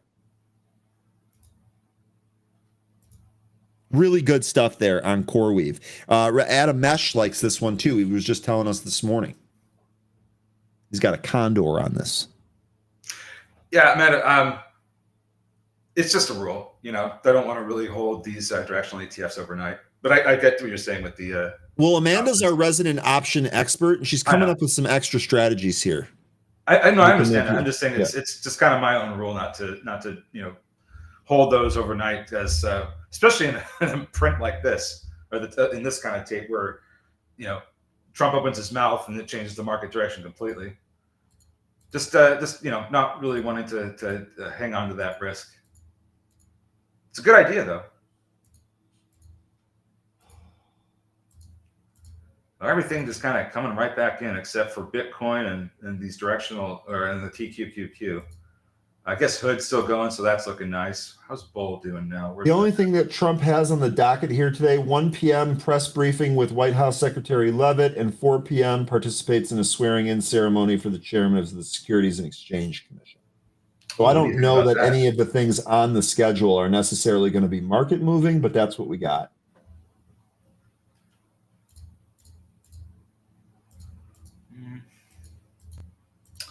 Well, is there any bigger names that we can take a look at?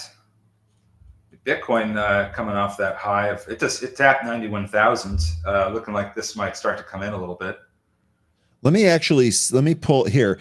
So one of the charts that we can take a look at might be Walmart. Oh, you know what? Maybe we should share. Yeah, we got a couple of things we can take a look at. Let me queue up the Walmart chart. Here's your crypto chart, though. Big thing here. Okay. Big thing. Yes. So we are. Wow. So we are actually now above this purple area. This is going to be a really huge support zone. This is going to be our first close above the 202. This is something to watch here. I never got my order filled, unfortunately. Yeah, I think Matthew, that's kind of the case, at least in this current tape, is that you got to watch out for the breaking news. Yeah, hate bonds, man. Now here's something interesting. And Kathy Austin, I do have Wimmy up. I'm taking a look at that. It was moving much better earlier this morning. It's a little bit slower now. But Hellcat mentioning that Hegseth is out. I was kind of wondering if we were going to see something like that with how much he's been kind of screwing up the. Is there news on that? Is that confirmed, or are we? I don't know. This is just something that Hellcat said. It's something I've been wondering myself, because he can't seem to keep things confidential with his social media. So it wouldn't surprise me if he was starting to get some pressure because of kind of how cavalier he's been with his phone usage. So. I'll have to look and see if we can get some confirmation on that news. But thank you, Hellcat, for bringing it up. Yeah, let me kind of find confirmation. I'll take the other side of that. I don't think he's going anywhere.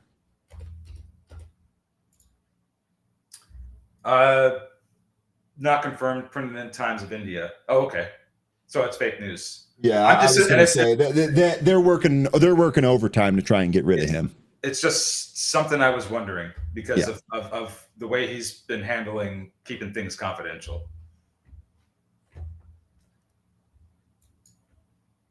I don't know if that would that really have a market impact, maybe on some of the defense names.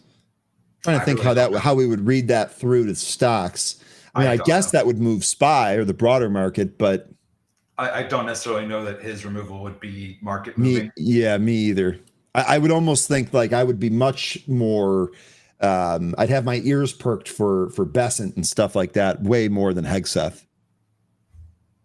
Because what stocks would he be helping right now? Like, what is he doing for different stocks The in the market? only thing, yeah, that's exactly my thought, 13, and I can't come up with anything. The only thing I can come up with would be like Lockheed Martin, Northrop Grumman, Boeing, Yeah. just the regular defense names. I don't know if there's a read through on that. Lockheed Martin, by the way, reported earnings here today.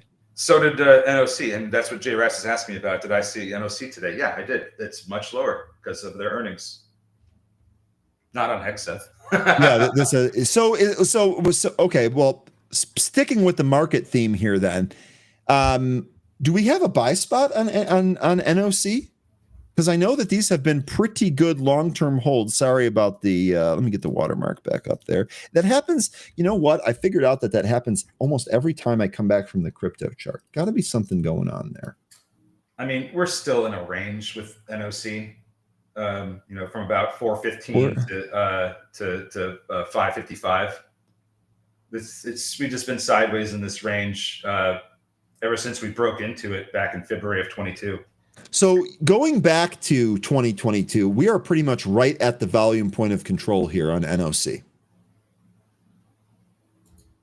So I'm just going to draw a box around it, and once we get out of this box, that's probably the direction we're going to be headed for a time. And this sell-off brought us right down to the 500, and we stopped there. I would watch this area to see where we close here.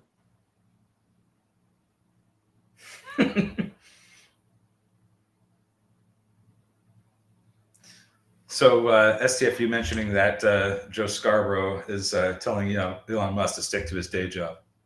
He has like 4 though. Well, I think the day job of being a CEO and not the head of Doge is, I think, what he's referring to. Yeah. SXTC just had another nice pop that took it slightly over the high it made earlier. SXTC, you said? Sorry, let me go back to that here real quick. Part of me, I'm wondering the same thing here. I kind of brought it up as a talking point, but the more I think about it, the more I'm wondering if NOC is a buy here. Jay's saying that this is a proxy for war. Okay, that I've never really looked at it. Jay, that I don't have. I don't see if that's the case. I don't really know if I know how to trade this. Then I don't think I have enough experience in that. Anyway, just thinking out loud. Sorry about that.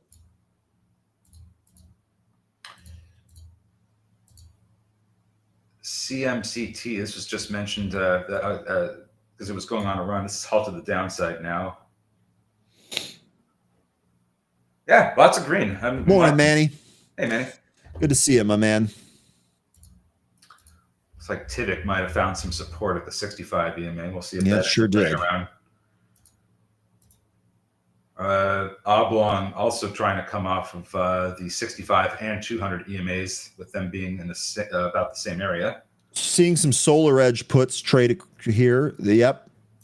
They're not huge, but they are aggressive, both to the put side there. Solar Edge. That's on the back of the ENPH earnings tonight, I believe.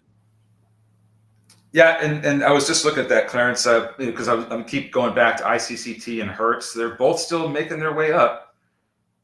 It's just a little bit of a journey for them, but they're doing it. ICCT almost to its VWAP now, and Hertz still has a bit of a ways to go before it gets up to 920, but it's getting there.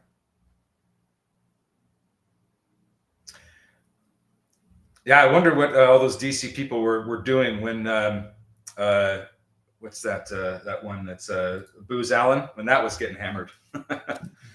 Remember that?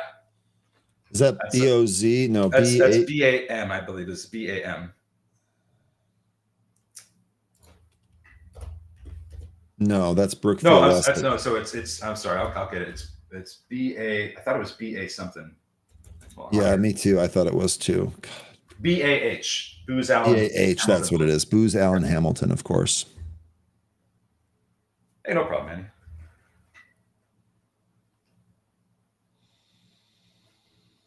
Yeah, they do. And you know what? Maybe that's something we ought to pay attention to, Jay Rice, is those insiders buying those stocks. I mean, right now, everybody's still loading up on Mag 7. But let's see if we get a change in that. Yeah, BAH. Yep. Eat it. This is another gene editor at a resistance point here. This is actually a decent chart here on the 5, the 15. You watch Eat It here, possible breakout. This is the gene editor, one of the gene editors. Well, STFU, the only reason I'm even thinking that there might be, he could be replaced is because this is something that Trump does. He replaces people so fast. Just look at this last term, and I'm not going to disagree with you because you might be right about how a lot of those folks are going nowhere. But when I look at what happened with his last term, he does have, Trump does have this way. He also talks about it a lot. So in addition to actually doing that in the first term, I mean, he's talking about doing that to the Fed chair. He's got no recourse. They even admit it. Like Hassett even said, like they have to look into ways, and this is what he does. Yeah. So I'm just saying that I still think there's a possibility, especially if he's if he screws up any of Trump's plans. I'm sure that he's going to just have him removed. But could be right. They may not. They may just stick around for a while. Yeah, and I don't know. Talk to military folk. They all seem to be happy with it. And until that wavers, I don't think any of this stuff that you hear in the media, I don't think it's real at all, frankly. Nadeem here saying, I notice when you get an opening drive that's bigger than 20% of the pullback, trades don't work out well. Any opinion on this? Let me read that again. Sorry. If you get an opening drive that's bigger than 20%, the pullback trades don't work too well. Oh, okay. So you're saying if it rips too much, if it pulls back, no, I don't think that has anything to do with the impulse move. I mean, how many of these moves have we seen really have a huge move, a huge pullback, and then they find some type of footing and then curl up and have wild afternoons on top of that? So no, I don't think I know what you're talking about. But if that's the case, then that is easily defeated by having a proper exit plan, right? You're going to buy at a support, and let's just say this, I'm just making up numbers. You're going to buy the stock at support, and the support's at 152. Maybe your stop at 150 kind of protects you from that. Just kind of thinking out loud there, Nadeem. That would be my opinion. My opinion would be it's still worth trying off support levels. Just don't chase the 20% move higher. Eat it. Thinking about it, bringing some Michael Jackson here. Eat it, open up your mouth and feed it. That's actually Weird Al Yankovic. Yeah, but that came from Mike. Well, what I'm saying is that I know. That's the Eat It song. Man, it was such a good song. I listened to that so much as a kid. I may have some verses memorized. That, and It's All About the Pentiums had the spreadsheets out of my bed sheets. Oh man! So you know what's funny? Actually Weird Al is coming here. He's going to play at Ravinia here in Illinois, which is like this outdoor BYOB bring a blanket venue. It's kind of funny. I've asked a couple of my friends who are going. They say Weird Al puts on a hell of a show. So never been there before or never seen a Weird Al show, but I've heard from people that I trust that he puts on a hell of a show. He does. Okay. He loves what he does. He's just having a good time. Those of you who were buying volatility, I think it was Amanda saying that you were buying UVX calls here. Are you basically just hedging? VIX here at 30.36. So if you think this bounces off 30 again, we might almost be at a bounce time. The UVXY chart looks pretty bad. This is one of the reasons why I generally just don't play volatility. I never seem to win very much. And take a look at this on the 5-minute. And we're getting pretty close to a point with the SQQQ where it may, where it's far enough away from VWAP where it may be presenting an opportunity. I don't know that we're going to see the market continue to go up all day, but with the SQQQ getting a little bit extended from its VWAP to the point that Ryan you mentioned, I think it was like 115 to 125. Yeah, it's about there. By the way, the TQQQ trade was really good. You said 150 is about where that extends to, and that is exactly where it extended to yesterday. So had some good trading with TQQQ. So now I'm looking at SQQ thinking this may be extended away enough to where it starts to put in a bottom and tries to turn around. You're coming up on $1 right now, about 90 cents away right at the moment. Yeah, so we're getting pretty close there.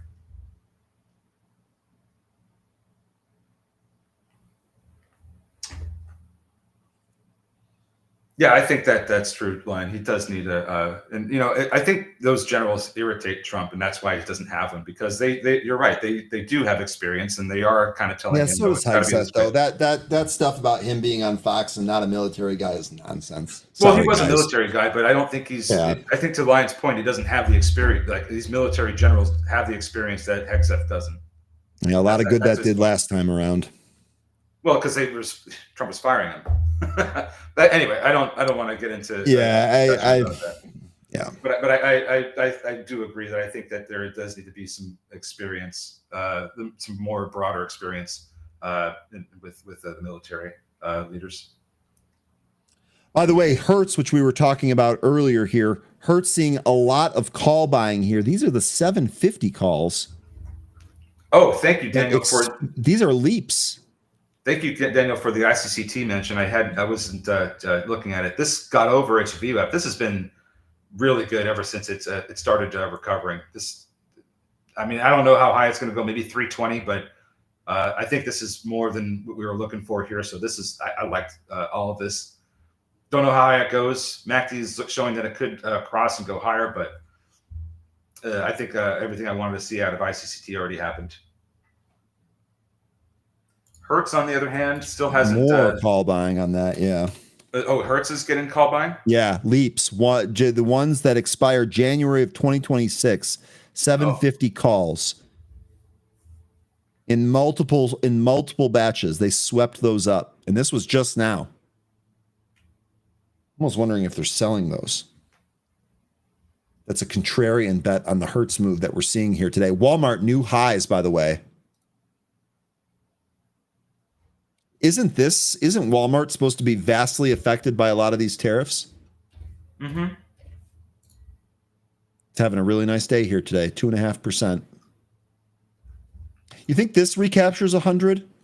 This kind of has a makeshift head and shoulders on the daily too, doesn't it?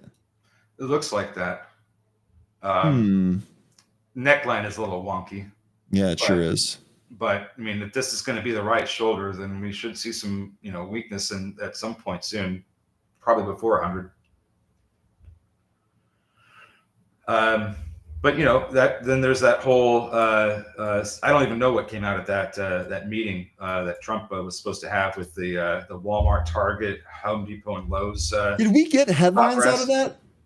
It was supposed to be the Walmart CEO and then officers from those other companies. I don't know what ended up happening with that because that was supposed to be an afternoon meeting, I think, after the market closed. So let's see what we got here.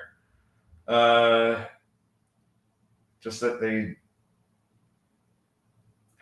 so there's news that he met with them. I'd have to dig and see what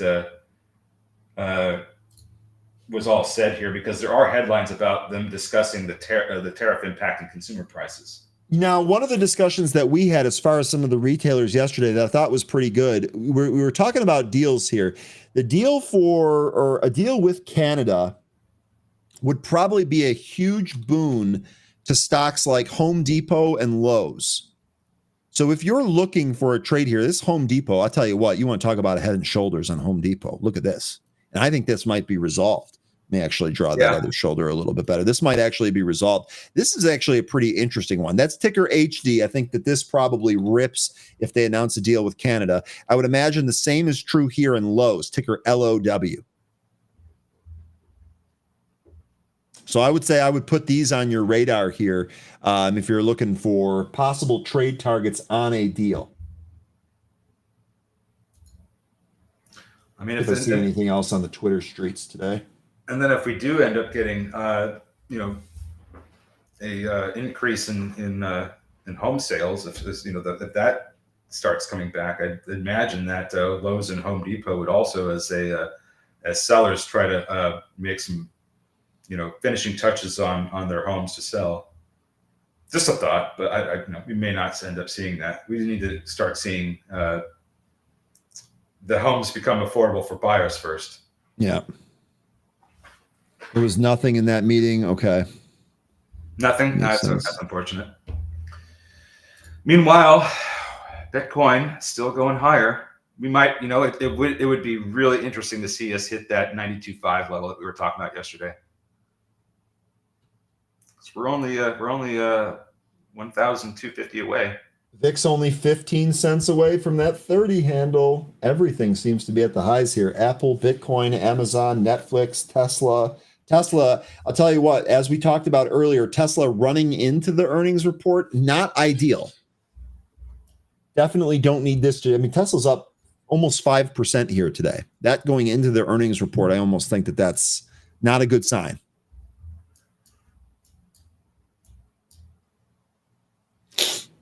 Yeah, I'm not sure about not Tesla. a good sign. Hey, look what's making the relative volume scanner all of a sudden. SLDB, Nadine, really early on that one. Yeah, that was a total head fake from me. I was looking at that volume in the pre-market, and I was like, I don't know if this is gonna ever get going. Nadine had it. Hey, Scott, Scott gave us a warning here on Femto earlier when this was ripping. This came back in. Now it didn't like totally reverse and go to nothing, which was always possible here. But I'll tell you what, after that initial rip and those initial halts, there was no trade here on FMTO. Scott, that was a good warning. Nadine, this is another good question here. Nadine, you came out firing today. Do you guys ever use the tick chart? Is it worth using for day trading? This is an interesting one. So I do use this. I do use the tick chart. I use it. I use it in Thinkorswim. It's $tick. I'll actually throw that here in the chat just to make sure I give you the correct ticker. It's $tick. And here's the way I look at this. Anything that's 800 to negative 800. So anything in that area is just completely normal, right? These are completely normal. This thing updates every time the market ticks. So anything between positive 800 and negative 800 is orderly, normal. There's really nothing that you can gain from that. However, if you start to get into those 4-digit numbers, especially high 4-digit numbers like 2 and 3,000, those are notable. So when you have a tick that is a positive 2,000 or a negative 2,000, that tells me that there's something else kind of going on here, right? Otherwise, if it's just orderly, I don't really know that there's anything really kind of going on. Maybe just play with the trend, right? That's kind of how I would look at it. If anyone else uses a tick chart, let me know how you use the tick chart and let Nadeem know how you use that too. That's a good question. We don't rarely get that. STFU is trying to outline the potential price action of the head and shoulders that we have in Home Depot. I think that you can see it a lot better on a larger time frame, like a weekly or monthly chart. But I believe he's referring to the start of it being around October or November of 2023.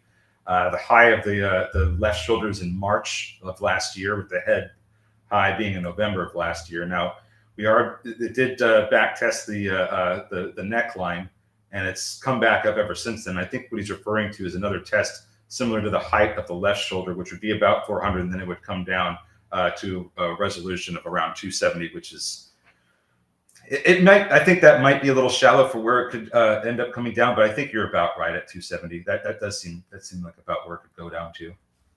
So I have the small head and shoulders on there, and now I have the bigger head and shoulders on there. Day trader here, love this. There's a tick time frame too. I knew I was forgetting to mention something. The tick time frame that I use all of the time is 5 minutes.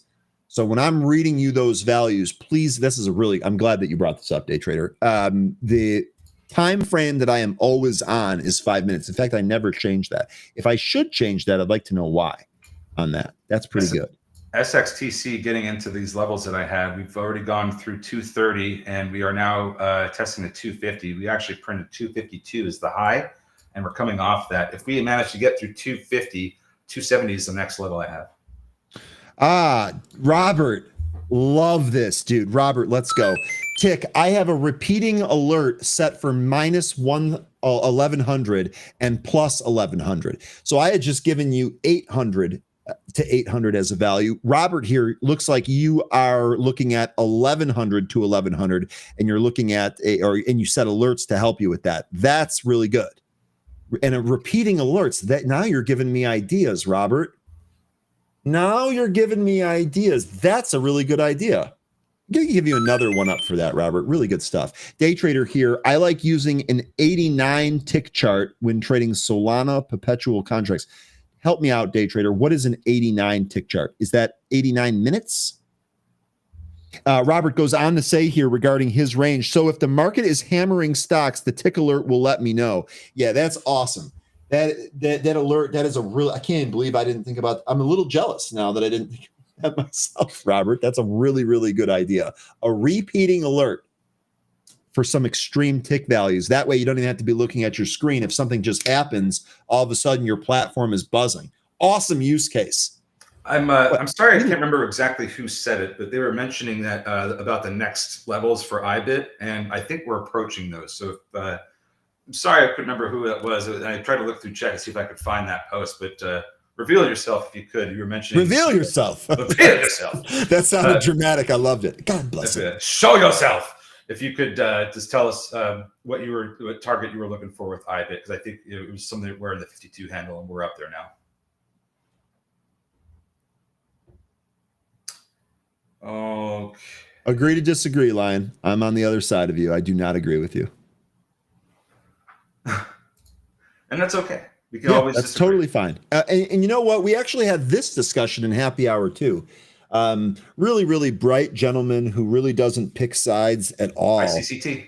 That really just shares information at no cost to people on Twitter, also in our happy hour. He was saying the other day that he went from just posting things that were factual and gets both extremes of the political aisle attacking him on Twitter or X or whatever you want to call it. And I think the one thing here, like, we were talking earlier about how, politics and how it plays into the market here.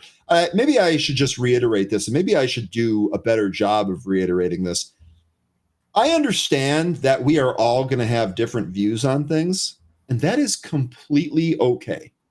In fact, I would say not only is that okay, it's probably better for all of us, because I learn things from people that have different views all of the time. And it doesn't matter what it's about. Really good call on ICCT here, 13, because this is ripping past the VWAP. This at its first resistance area.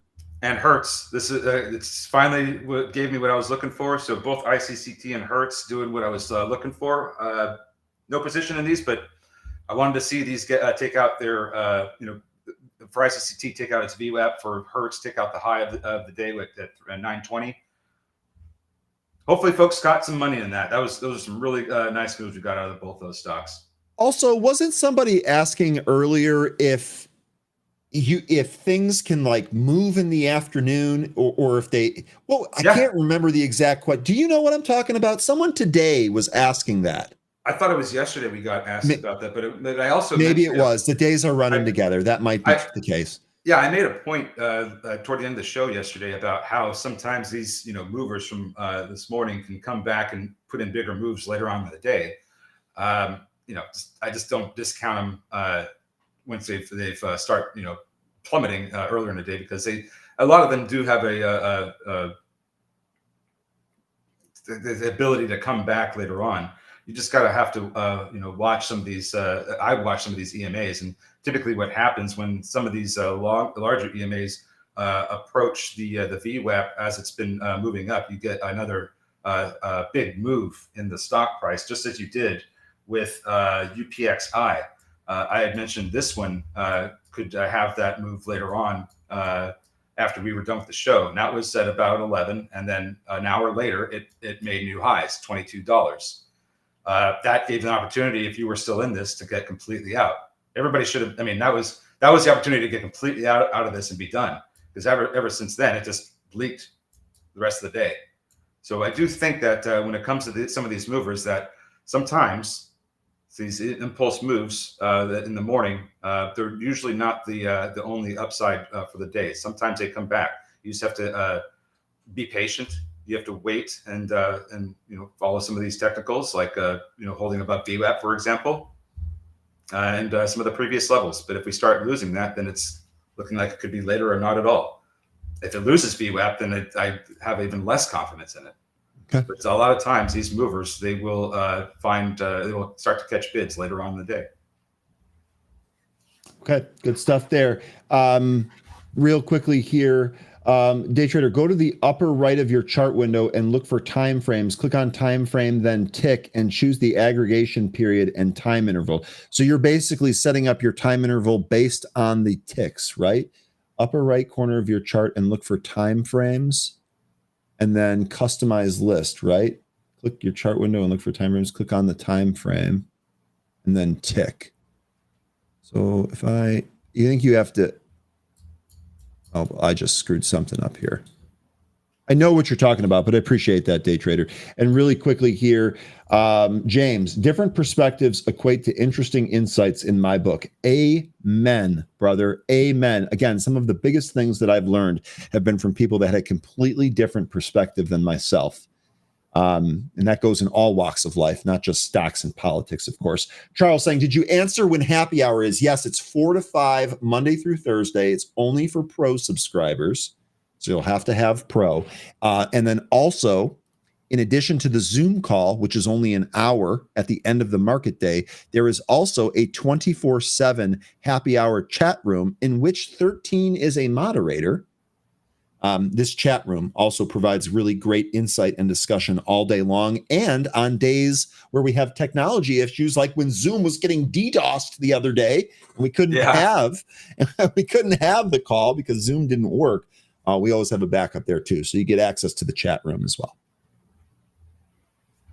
Yeah, and you even probably saw some of it yesterday when Tom and I were talking yesterday. I hate disagreeing with him because he's so experienced, he's so knowledgeable. I respect him.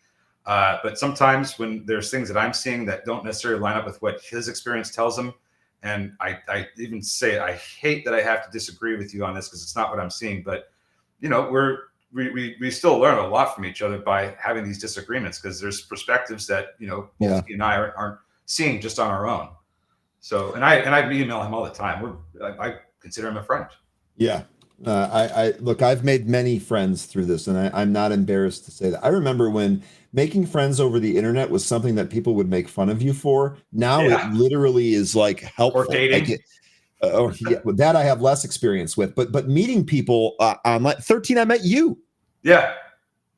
Online first before I met you in real life, and now oh man, I can't wait to get down there and have you fire up that smoker. That's another story. By the way, here, folks, really quickly, seeing more sweeps in those hertz. This is the January 16, 2026 350 call. I'm almost wondering if these are closing contracts.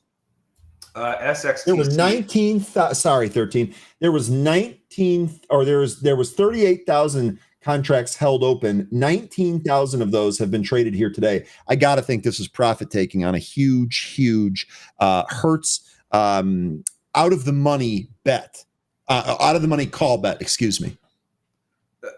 Well, you'll have to explain that, STFU. That's impressive. But SXTC went up to 267, just a few cents shy of that 270 level I was looking at. If we manage to get through 270 on another impulse move, 310 is the next level. I met Jay.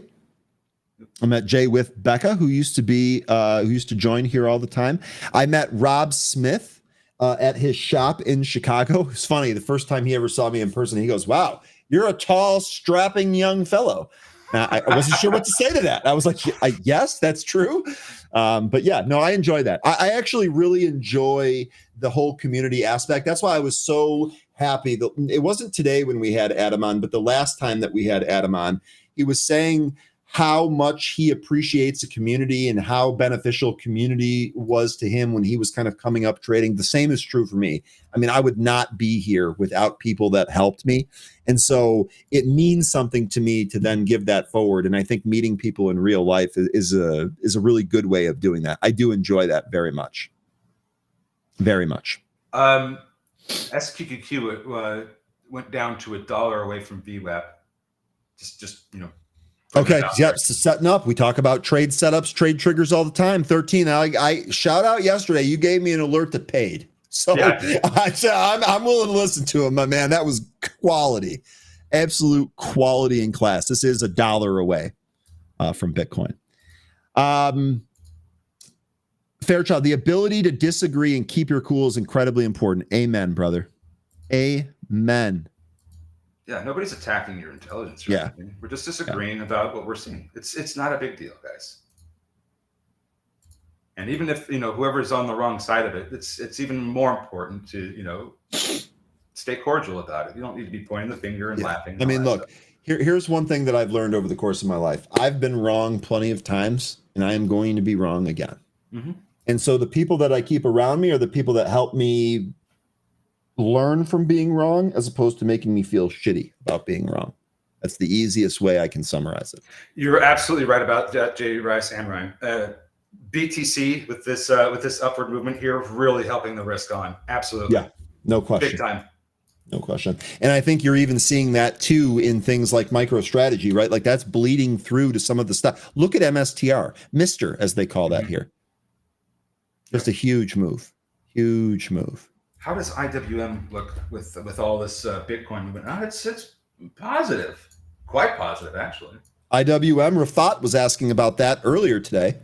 Yeah. IWM did make a nice move up higher here. Mm-hmm. It's we're looking at the highs of the day right now. 188 though, that's still a level that's going to be that I think could be resistance. So keep that out there. 188 in the IWM. I'm surprised I'm not seeing newly minted Twitter millionaires from the MSTR move today. I guess I would have expected that. SXTC breaking through 270. Oh my goodness. Trying to get up to that 310 level I mentioned earlier. Let's see if it gets up there. Got Here a big sorry. seller at 280. Sorry, go ahead. No, it's fine. I was too early there. Here's another lesson though on volume. Look what the stock did when it was trading just normal volume, but look what happened when the volume levels became elevated. It is still trading to the highs. This again is why we focus so much here on volume and not necessarily the volume number. I mean, I'll look at an average volume versus current session volume, but really the relationship of volume in that session going to be really important. CELH, this is another one here. This actually looks pretty decent here. It's the first time I've seen this on the scanner. This actually, excuse me, oh my God, this actually looks really good on the daily. This actually looks like this is trying to go higher. Crow, I know Crow's not here today. Big shout out though. He said this was going to 40. We're less than 2 points away from that. Oh, and then that's the other thing. Anyone that is interested in technology, we've got Paul Meeks coming up here in 5 minutes for Tech Tune-Up. So if you have any stocks that or any tech stocks that you're looking at, be sure to ask Paul Meeks on the next show here. And thank you, 13, for making yourself available in Anne-Marie's absence. I really appreciate that. I know the chat appreciates that too. And then, of course, thank you to everyone in the chat. For everything that you do here at all of the support. We really appreciate it. We love it. I'll never be able to fill those shoes of Anne-Marie's, but you know what? I don't mind, helping her out every now and then. Is it best to only take longs when the SPY is green? No, definitely. Just to I'll cut that question off right there, because sometimes when the SPY is red, it's actually easier to discern relative strength, right? So some days when the market is getting hammered here, there are several stocks that actually have strength. It's easier to discern that against a red background here. Producer saying we will have the Tesla earnings call with a rundown of the report before the call at 5 today. Be sure to check in on that if you're waiting for Tesla. Hello, Tesla. Hello, Buzz Lightyear. Tesla. I hate making this kind of a call because I don't know if it's going to work or not, but it really does look like IWM is trying to get to that 188 level. The 5-minute chart right now with this kind of the sideways action we're having right now, ever since we've had this big move over 15 minutes since it hit noon.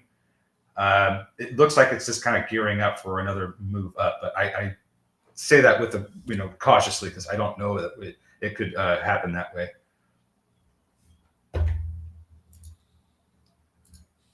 Looks like Walmart still trying to go higher. WIMI trying to get up to the pre-market high of 540. Low volume on that one. What else do we got here? Bitcoin coming back in, testing 91,000 support. SXTC 289 is the high now. Still looking for 310. Get a little bit of pullback and IBIT as a result of the pullback in Bitcoin. A lot of these names coming in. Yeah, Bitcoin pulled a little bit. It did come off 91.7 down to 91.4. So IREN on the option scanner, excuse me. Easy for me to say. EQT. IREN popped up this morning, and this has been going sideways ever since. Yeah. Did you guys hear the news on Airbnb? News on Airbnb. I saw this yesterday. I wonder if this is in the news feed. Airbnb complies with FTC's junk fees rule. Yes. So real quickly here, so it's in here, but it doesn't really explain what this is. Listen to this, folks. This is big news. Airbnb, to comply with the new rule from the FTC, Airbnb will now disclose the full price of a stay, including all fees and taxes, before booking the reservation. No more booking a really nice spot for $150 a night only to get hit with $78 in fees on the back of that. No, no, no. Instead, you're going to see it all up front. I wonder how this is going to do for bookings. My thought is that long term, this is actually going to be great for the consumer. You're not going to be able to have people renting out units hide extravagant fees anymore. As a result, competition should bring some of these prices down. What does that mean for the stock? I don't know yet, but I think that this is going to be really good for the consumer. That news was yesterday. What's Airbnb at right now? Yeah, here we go. That nice, great news. Yes, STFU, good, finally. So funny story, we were trying to book a golf trip a couple of years ago, and we needed one night. We found this really nice place, and it was like $175. We had 3 people that were going to sleep there, and you split this, and it was like dirt cheap. They had a $250 cleaning fee. They had a $50 convenience fee. It was like almost $500 by the time the fees were done. No more of that BS. Well, we're not too far away from the IPO price. This thing is like, it's off the highs, when there was over 200, but it's been kind of slammed this year so far. Yeah, I don't know what to make of this yet. I'll have to think about this one, but yeah. Do I need to start saying my yes, advice? right now. Yes, right now. Well, folks, another fun day.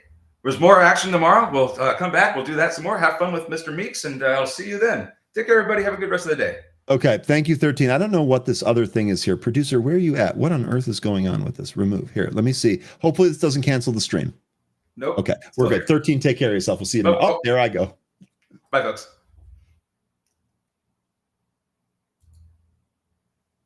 I'm trying. Here we go. Okay, folks.